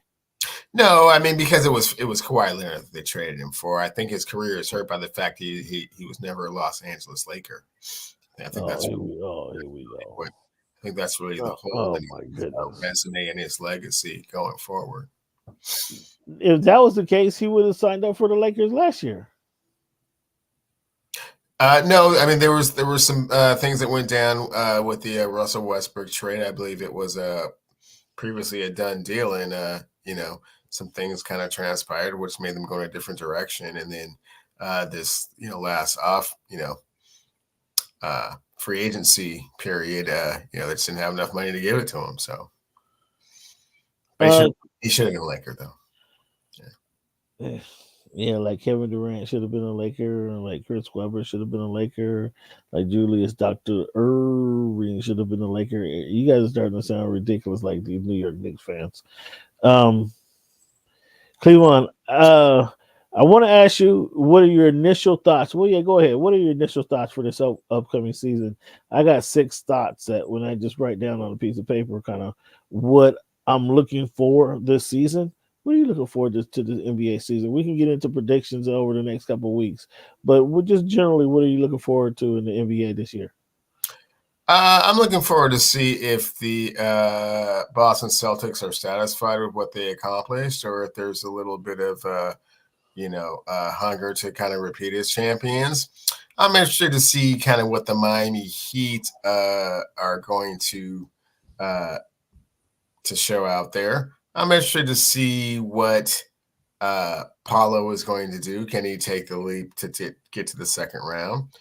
I'm interested to see what DeJounte Murray looks like with Brandon Ingram and Zion, if he can get them kind of into that tier right below the 4 teams aforementioned.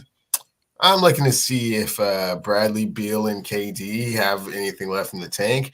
I did notice in one of those Olympic games that Kevin Durant can no longer jump off the ground, which I thought was kind of weird, but he is getting a little bit older. And lastly, I'm interested to see how long, even though he signed the extension, how long Steph Curry wants to stay in Golden State with a team that has no chance of making the playoffs. That's a lot. That's a lot. I didn't have some of those things. I didn't have on my list. I have can the hunter or can the Timberwolves handle being hunted? Can the Thunder and the Timberwolves handle being hunted? That's kind of one of the big things I want to look at. And the Knicks trade, not the Knicks trade in per se. I mean, I think this question still remains with or without that trade, but certainly with the trade, I want to see if that trade makes the Knicks better. But can the Knicks and the Sixers actually challenge the Celtics? So kind of like you say you want to see if they're serious about doubling back. I want to see if these guys can stand up and challenge these guys, the Knicks and the Sixers, with their new acquisitions, with the Knicks coming off of their momentum from last year, the Sixers with getting Paul George and Embiid coming off an Olympic championship. Maxey looked like he cut his hair. He ready for a new start. And then Paul George with the new jersey on again. Like, what does he bring? He's back in the Eastern Conference. What can he bring there? What can he do there? That's something I want to see. The return of Ja Morant. Yeah, that's one of my things. That was my next thing, in fact. What up, SB? Yeah, that's one thing I wanted to see. What would the Grizzlies look like? They actually got the big man Cleveland didn't like. And I've actually heard some people pick him for Rookie of the Year. What do you think? I never said I didn't like Zach Edey. I said I had a lot more respect for his game after his senior year. Oh, okay. Well, maybe it was before his senior year that Cleveland said he didn't like him because he made that clear, fans. But some people picked him to be Rookie of the Year for the Grizzlies. Let's see how that goes. So yeah, right on cue, SB. I wanted to see what the Grizzlies look like this season. I have to say it. I can't get away from it. But there's a new dome being built in Inglewood. Well, it's built now in Inglewood, California, that's housing the Los Angeles Clippers. I want to see what these new Clippers look like. Well, what they got. I mean, I want to see is Ty Lue going to get a heart attack again with this team that he's coaching. Like, I don't know. I wish the best for my man, but we know what happened when he saw the writing on the wall in Cleveland. He got those medical conditions that you just can't trace, right? I want to see what the Clippers are able to do. And then, is this a year for the Rockets or the Kings? I think, as I mentioned, I think the Kings are in position to do something, at least get past it to the second round. How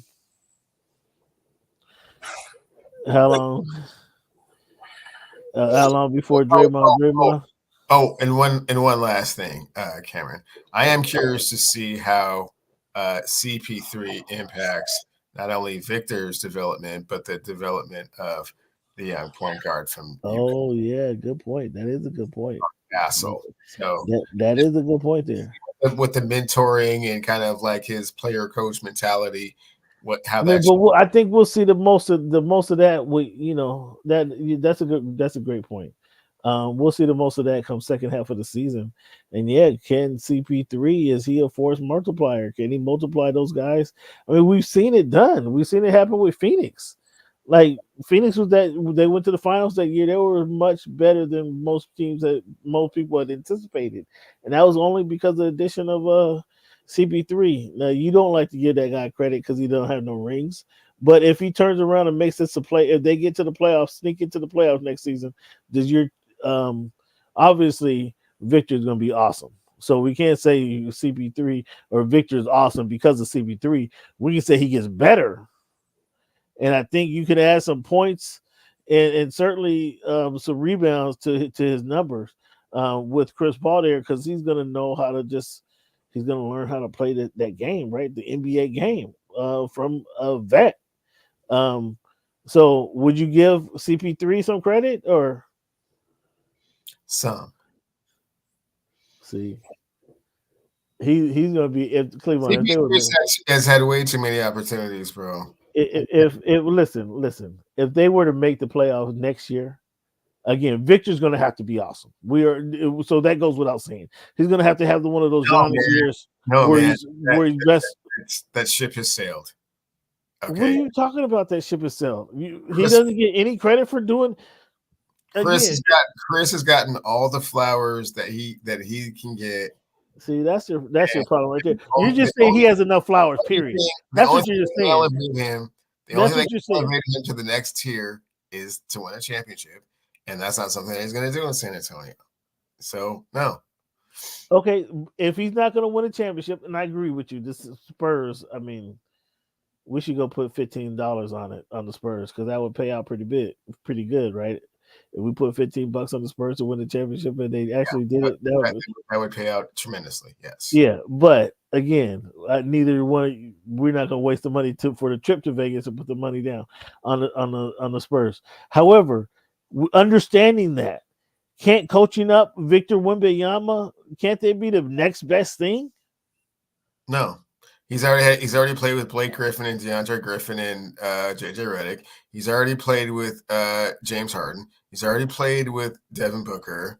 He's already played with Steph Curry and Klay Thompson. No.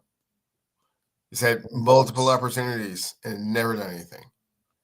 I'm not really concerned with Draymond, but that is a good question. I mean, I'm so sorry. It's 10 games. It's 10 games. The over-under is 10. The over-under is 10. This was a great one. I didn't even consider the Bucks. When I mentioned the top of the Eastern Conference. I like that question. Yeah, I only said that he will get fired. Ooh. He liked it, so you just open the door for him to take more shots at Doc. That's all the reason, SB. That's the only reason he liked to comment. You just open the door for him to take more shots at Doc.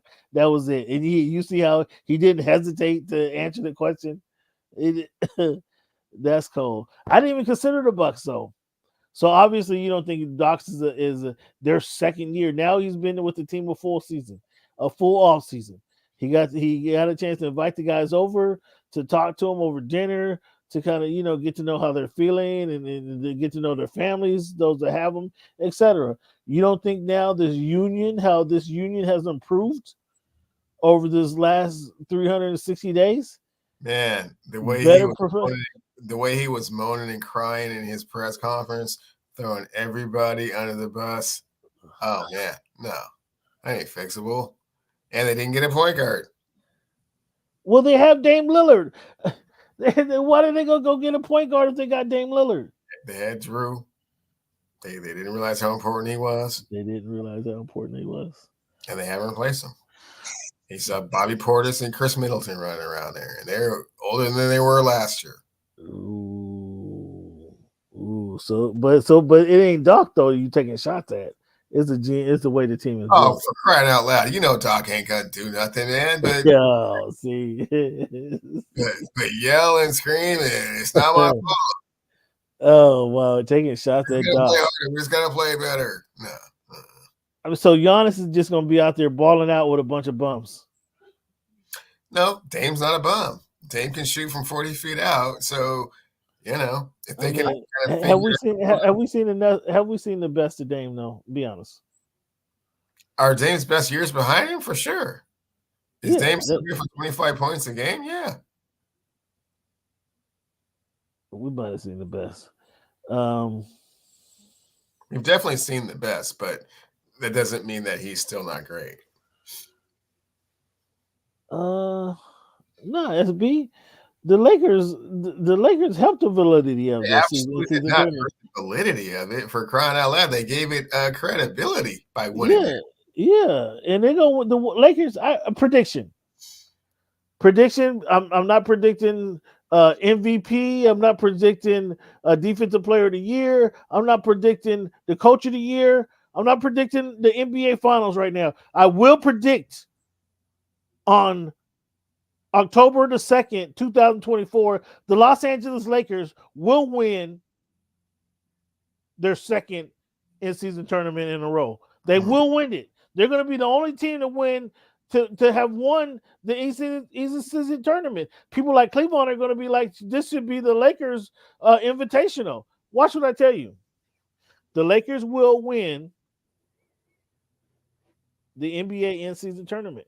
Mark it down, fans. Mark it down on August 2nd at 8:56 Pacific Standard Time. Cleveland, what's your thoughts on that? You agree or disagree? It's far too early for me to agree or disagree on that. And I don't recall how the seedings and all the pairings go. But, they have a legitimate chance to. It's some hocus pocus. It's a lot of hocus pocus. Repeat as every Friday night until November. There's a lot of hocus pocus on it. But the Lakers will watch what I tell you. So to answer your question, is they gave it a lot of credibility, as Cleveland mentioned. They brought it to the forefront, and they're going to hang another banner. They will hang another banner in crypto. But when did they hang that banner? They couldn't wait to get that banner up. They're going to hang it by March the 5th. By training deadline, they're going to have that banner up. Speaking of banners, Cameron, how much money did they save in the Intuit Dome by not having to cover up all the banners they used to hang in the crib house before every game? I believe it was like 3 or 4 hours. I don't know how we talking about the Lakers hanging there. Well, you're talking about banners in LA. I mean, I'm just saying the Intuit Dome has none, right? No banners, right? They got a bunch of jerseys from around Los Angeles County that they hung up, high school jerseys that they hung up to make it a more community involvement thing. So not isolate their own individual talents. So they have like Baron Davis, his high school jerseys. Is that what you said? Yeah, that's what they're hanging up. That's right. That's cool. Yeah, it's pretty. It might be pretty dope. From all I hear, it's pretty dope. I'll. I'm so sorry to cut you off. Those aren't championship jerseys, Cameron. Those aren't retired jerseys, Cameron. Those aren't Hall of Fame jerseys, Cameron. They made some high school jerseys from some players that played in the NBA that are from Los Angeles. Those aren't real banners, homie. And I'm so sorry that you've been pulled into that false sense of security, thinking that really means something. Man. This guy, out of nowhere, clear blue, he just wants to start taking shots at Steve Ballmer. What are you doing over there? Tell me something about some high school jerseys. Crying out loud, man. About Kobe Bryant and Kareem Abdul-Jabbar and Magic Johnson and James Worthy. That's right, SB. He knew where I was going. He knew I was gonna talk about that futility that the Lakers have seen in the recent playoffs, in the recent players. He didn't want to talk about that. So they did make the playoffs last year, as well as the Clippers. How they do? I mean, the Clippers have faced a couple injuries. I'm not sure if you're familiar about that. Well, so did the Lakers. Injuries is part of the game. Boy, oh boy! I don't know. Somehow he snuck the Clippers in there and started taking shots at my Clippers. I don't get it. Are you catching in the WNBA playoffs? I have been catching a little bit of it. It's getting a little hectic out there, and that Liberty Aces series, kind of right out there, not right out the chute, but second round. It's a tough one. Yeah, you gotta tune in and watch some. That's some of the best basketball available right now. The WNBA touts a 47% jump in attendance, over 2 million fans, 2.3 million fans to be exact, in attendance this season. That's a 48% jump, Cleveland.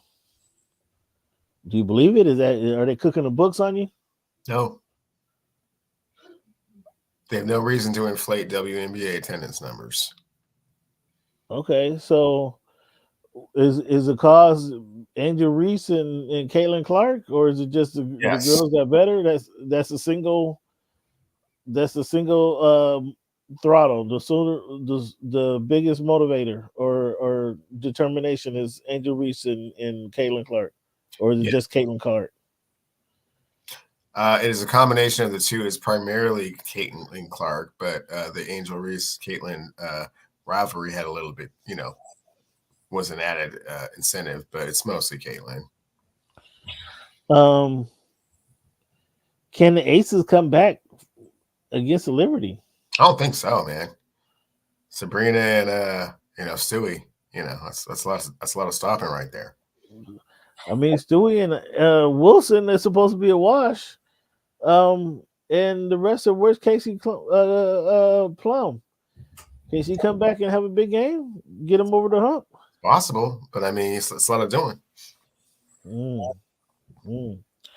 WNBA had an expansion. You heard about the team in Portland? Well, Northern California, the Golden State team. They're gonna have a fantasy or their expansion drive here pretty soon.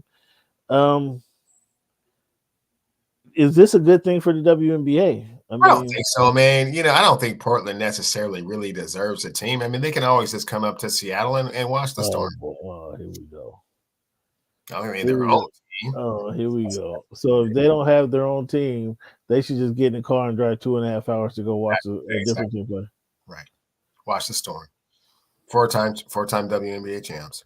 Oh my goodness. What arrogance is this? What this guy their own team. I mean, that sounds a little pretentious, don't you think? What's that? I said, I don't think they need their own team. That sounds a little pretentious, don't you think? Why they need their own team? Seattle's so close. So if that's the case, why you always bitch when I'm saying move to Seattle, send the Seattle Mariners to Portland? It's entirely different. That's going from a major metropolitan city to Portland adverse the other way around. Taking shots at Portland. Listen to it, fans. Portland's a little cool town. You ain't went down there, had some beer from some of them IPA little foundries. Look at the way you're talking about him already. I mean, he's taking shots at Portland, fans. Cool little hippie town down there. Oh my goodness! Listen to this guy. The arrogance of Cleveland. Come up to Seattle if you want to watch a WNBA game. Get in your car and drive 2.5 hours to a stadium with no parking. Hey man, more amenities. Better view. Yeah. Take it, fans. You guys hear this guy just taking shots at Portland? So you don't think the Aces come back, but Golden State got a team. You got a problem with that one too? Are they truly in Oakland, or are they playing in the Chase with the Warriors? They'll probably be playing in the Chase. Oh, well, I mean, it's probably San Francisco. It's Golden State, but yeah, they probably be playing in the Chase Center. Okay. Oh, so they ain't real if they not playing in Oakland. Well, I'm not opposed to it in the same way that I'm opposed to Portland having a team. I mean, they don't really need a team. But, Boy, we just smacking Portland and Brown. I mean, oh my goodness! But you say if they're not in Oakland, if they're not playing at the Oracle, I prefer to be playing at the Oracle. But if they play at the Chase, then that's fine too. We'll see what they got. I mean, why would you want to play at the Oracle? Like, It's more authentic. The fans are more genuine. You know, And across the way, right across the way is that fancy new stadium. Well, that's probably where they're going to be playing, Cameron. So I'm just saying, if I had my way, they would be, playing the other one. But from an economic perspective, they're obviously probably going to be playing in the Chase thing. And for that, Cleveland already poo-pooing the Golden State Valkyries already because they're not playing in the Oracle Stadium in Oakland, California.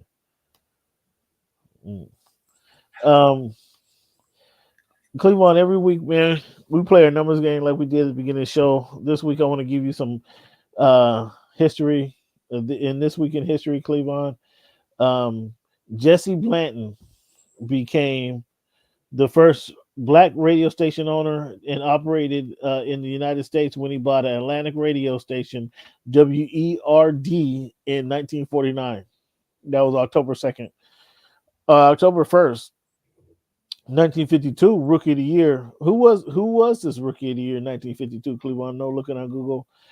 Became the first Black pitcher to win a World Series game. He pitched the game against the Brooklyn Dodgers in the 1952 World Series, helping the team defeat the New York Yankees 4-2. Who was the pitcher? I'm gonna go Bob Gibson on that one. Joe Black. Ooh. Cleveland, October 2nd, 1964, Philadelphia's Alec Johnson, Bobby Wine, and Tony Taylor, Vic Power combined for Phillies triple play. The third triple play of the season, might I add, in a 4-3 win. Now, you saying the other week that triple plays don't happen that regularly. They had 3 of them that year. Does that lessen the value of the triple play? No, it doesn't make it any less unique. A triple play is quite rare. October 2nd, 1974, this future Hall of Famer right fielder hits his final home run against the Atlanta Braves. Who is this? That was Willie Mays. No, actually, I read the question wrong. This future Hall of Fame right-hand hitter hit his final home run against the Cincinnati Reds for his 733rd career home run. 733rd career home run? 733rd career home run on his last bat as in the National League. That was Hank Aaron. I read the question wrong. My bad. October 2nd, 1967, Thurgood Marshall becomes the first Black or the first African American Supreme Court justice after being sworn in. That was October 2nd, 1967. September 29, 1975, the first Black minority owner and operated TV station in the U.S. began broadcasting. October 2nd, 1986, President Ronald Reagan appointed Edward J. Perkins as African American ambassador to South Africa. Do you remember that, Cleveland? No. Clearly, it just sounded like a political situation. December 3rd, 1995, O.J. Simpson was acquitted for the 1994 murders of his ex-wife and her friend Ronald Goldman. The verdict was seen. The verdict changed television, regardless of what this said. The verdict changed television. Cleveland. Where were you? That's a moment where I can say, where were you when you heard about that? In my room, getting ready for work, to go to Costco, and just had to wait to hear that one on Pins and Needles. Was definitely expecting the worst and was surprised when they said not guilty. Was he guilty? Not according to the jurors, a group of his peers. His peers weren't in Simi Valley, sir. That's like to Seattle. Let me give you that. It's like Ording. Ording to Ording, Sumner, if you will. It's like that distance. October 2nd, 1994, Don Shula beat his son Mike Shula when the Dolphins beat the Bengals. Only father-son coach to compete in the NFL. Interesting. As head coaches, that is. So Cleveland, I got some hip hop history for you. 1928, 1993. This dude released his second album, 187. Who was this? One more time. September 28th, 1993. This guy released his second album called 187. Who was this?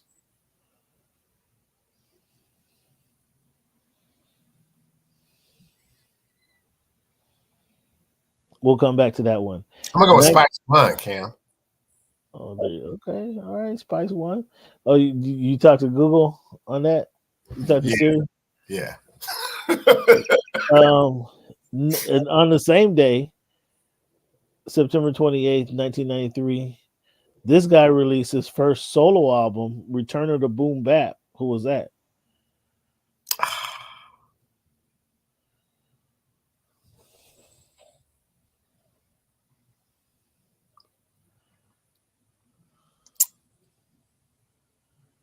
It escapes me. I shouldn't, but it does. Doom, doom, doom.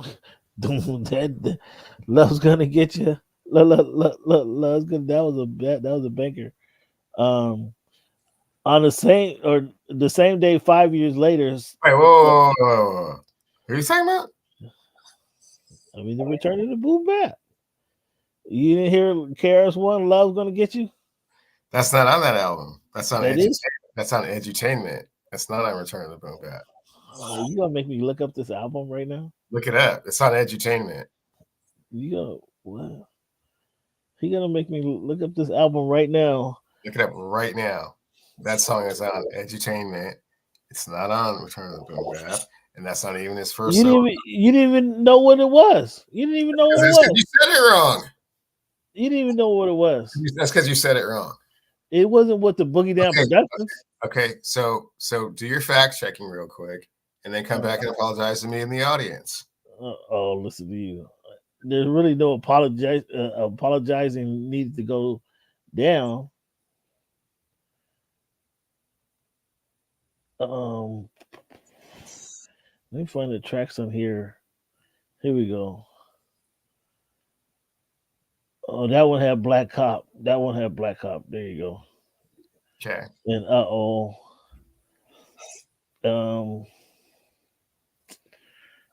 that one had Black Cop. Mm-hmm. And the one before that. Yeah.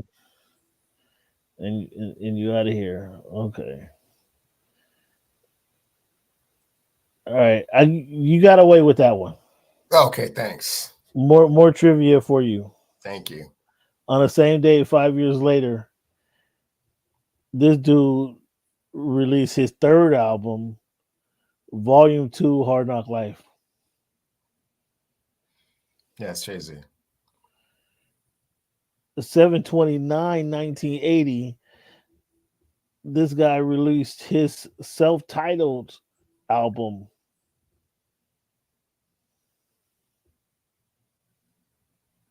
Self-titled album back in 1980. Obviously, it was on an album. That was Curtis Blow. 9/29/1998. These guys released their third album, Aquemini. Who was the group? Yeah, it's Outkast. You good over there? Yeah. I know you got a little tense when I brought up the hip hop trivia. No, I'm still kind of thrown off that you try to throw me off with the KRS. I'm like, and then try to throw the wrong song, so my brain is kind of like trying to recalibrate. But now I'm with you now, and the other ones are just kind of like, they're softballs. So yeah. But keep coming. The U was eighth in the country.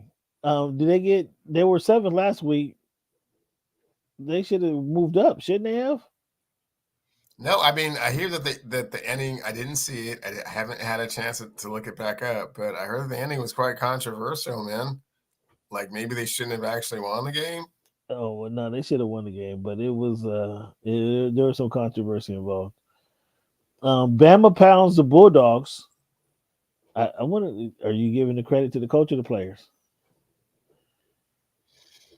It's a combination of the two. It is quite bittersweet to see it. I mean, it's actually quite painful to watch, considering that that their head coach was 25-3 when he was here at the University of Washington. So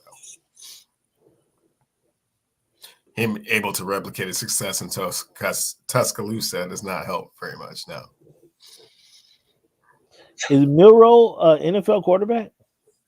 Not in my opinion.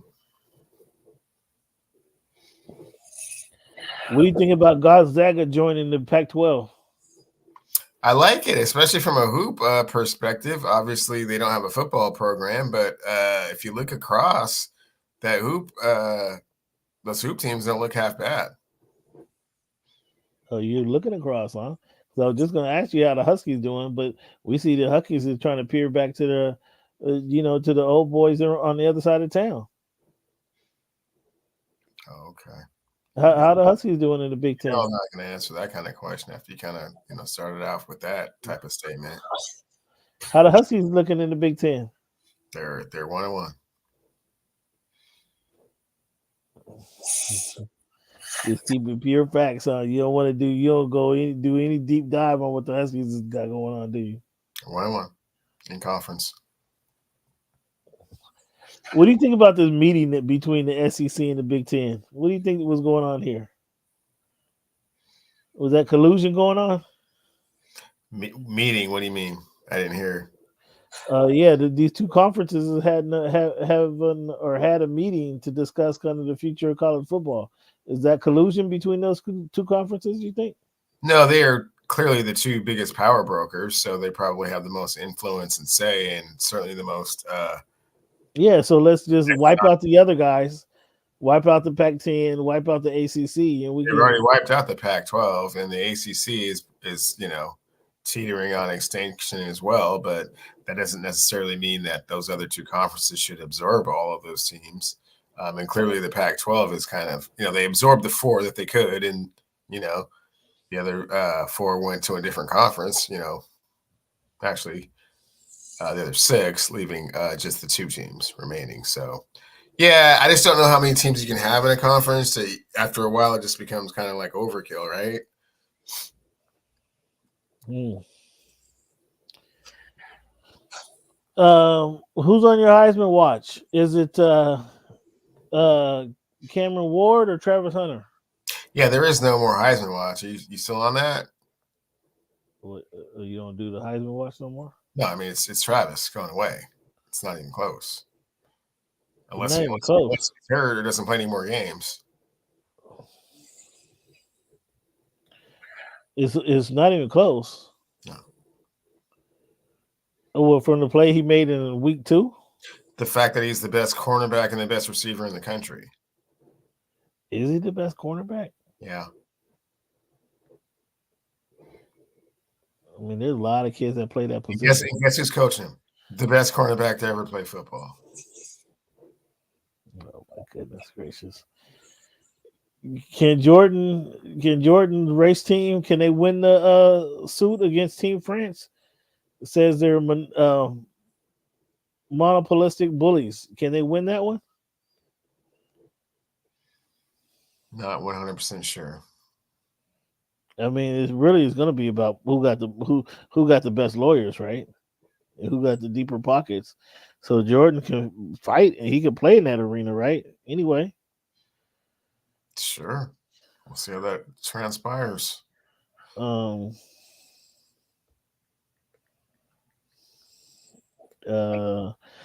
you happen to see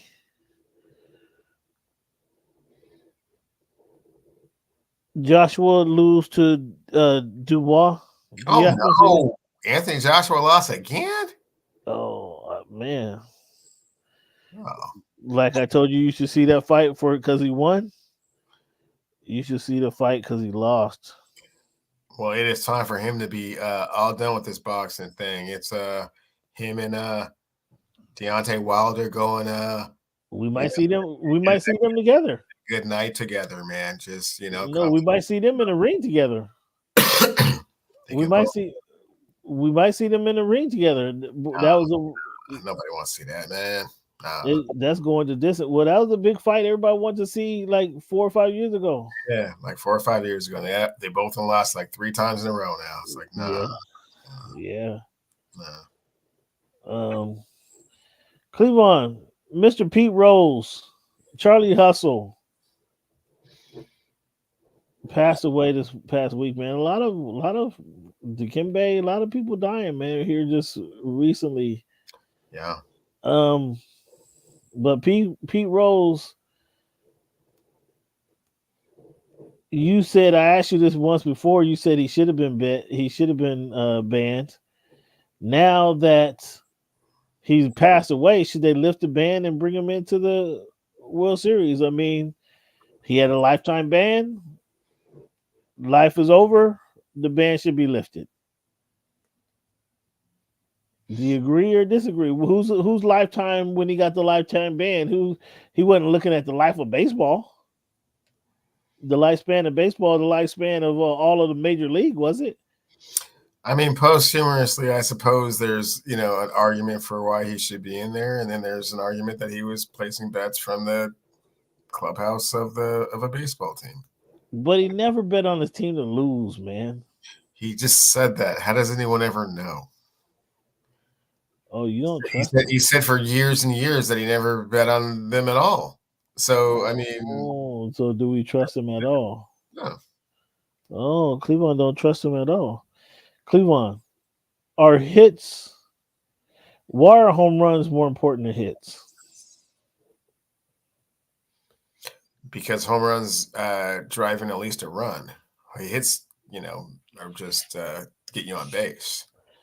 Or is the batting average more important than the RBIs? With that being said, no, because RBIs are runs batted in. So why are we paying attention more to the RBI than the 400?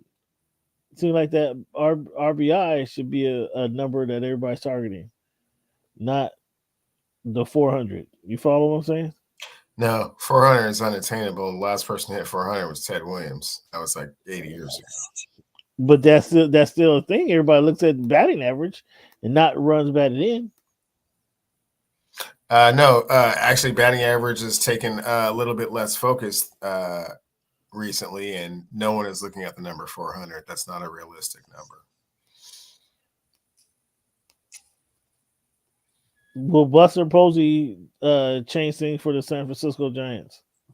Maybe. Depends on well, I think perhaps because that owner is much more willing to spend money than some of the other owners that are in a similar situation. What's going on in the World Series or the playoffs? We saw the Tigers won earlier. So this is the best out of 3. They beat the Astros. The Astros was in the American League Conference, either won it or played for it for 8 years in a row. That's pretty damn good, huh? Yes, that's sustained greatness. So why is the Astros get lack of appreciation from you? Well, they were cheaters, and they were banging on trash cans. I mean, you remember that the Boston Red Sox manager had to step down for an entire year because of his involvement in it, right? Along with various other people.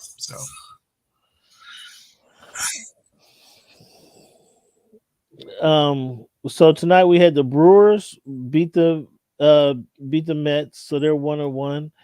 The Royals beat the Orioles, sent them home without a win, and the Tigers, as you mentioned, beat the Astros. Who has the best chance of going on and defeating their next opponent in the championship game or the series? So who do the Detroit Tigers play next? Do they play the Yankees or do they play the Indians? Well, that should be decided already, right?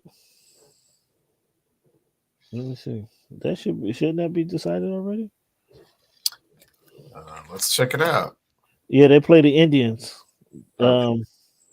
The Tigers play the Indians Saturday, October 5th, 10 a.m. 10 a.m. A 10 a.m. game, dog. Are you gonna get up and watch that game? No. Just say no.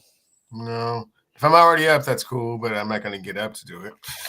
And I'll probably already be up, but no, it's not must-see TV by any stretch of the imagination. So I guess the Kansas City Royals playing the New York Yankees have probably more of an uphill battle.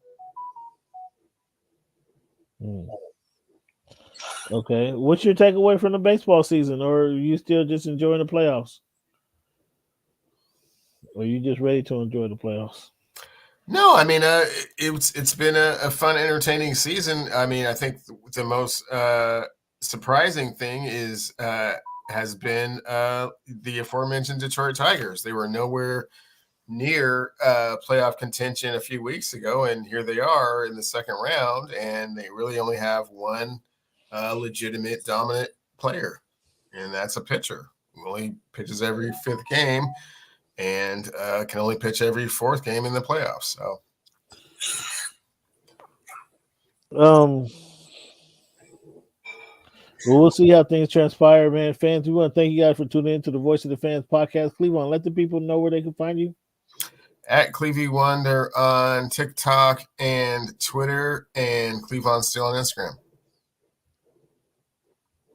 It's always been a blast to do the show, Cleveland. Fans, you guys, if you guys want to do, this has been a labor of love for myself and Cleveland as well. It takes a lot to kind of get pull strings together to get everything on schedule, to get the show done. I mean, to build the script, to actually get it going, it's a lot easier than pressing the button, which some of you guys might want to, some of you guys might think. So we appreciate you guys tuning in.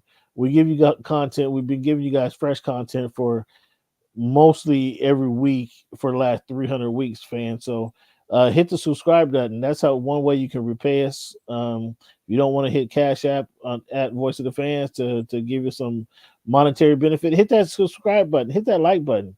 Let us know. Comment on the show. Let us know where you're watching the show, how you're consuming the show, whether you're running, working, jogging, chilling out. We'd like to know that. Let us know what country you tuning in to watch the show from, because there's about 1,000 you guys a week that watch the show. So tune in. We're missing a lot of likes, fans. Just hit the like button one time for us.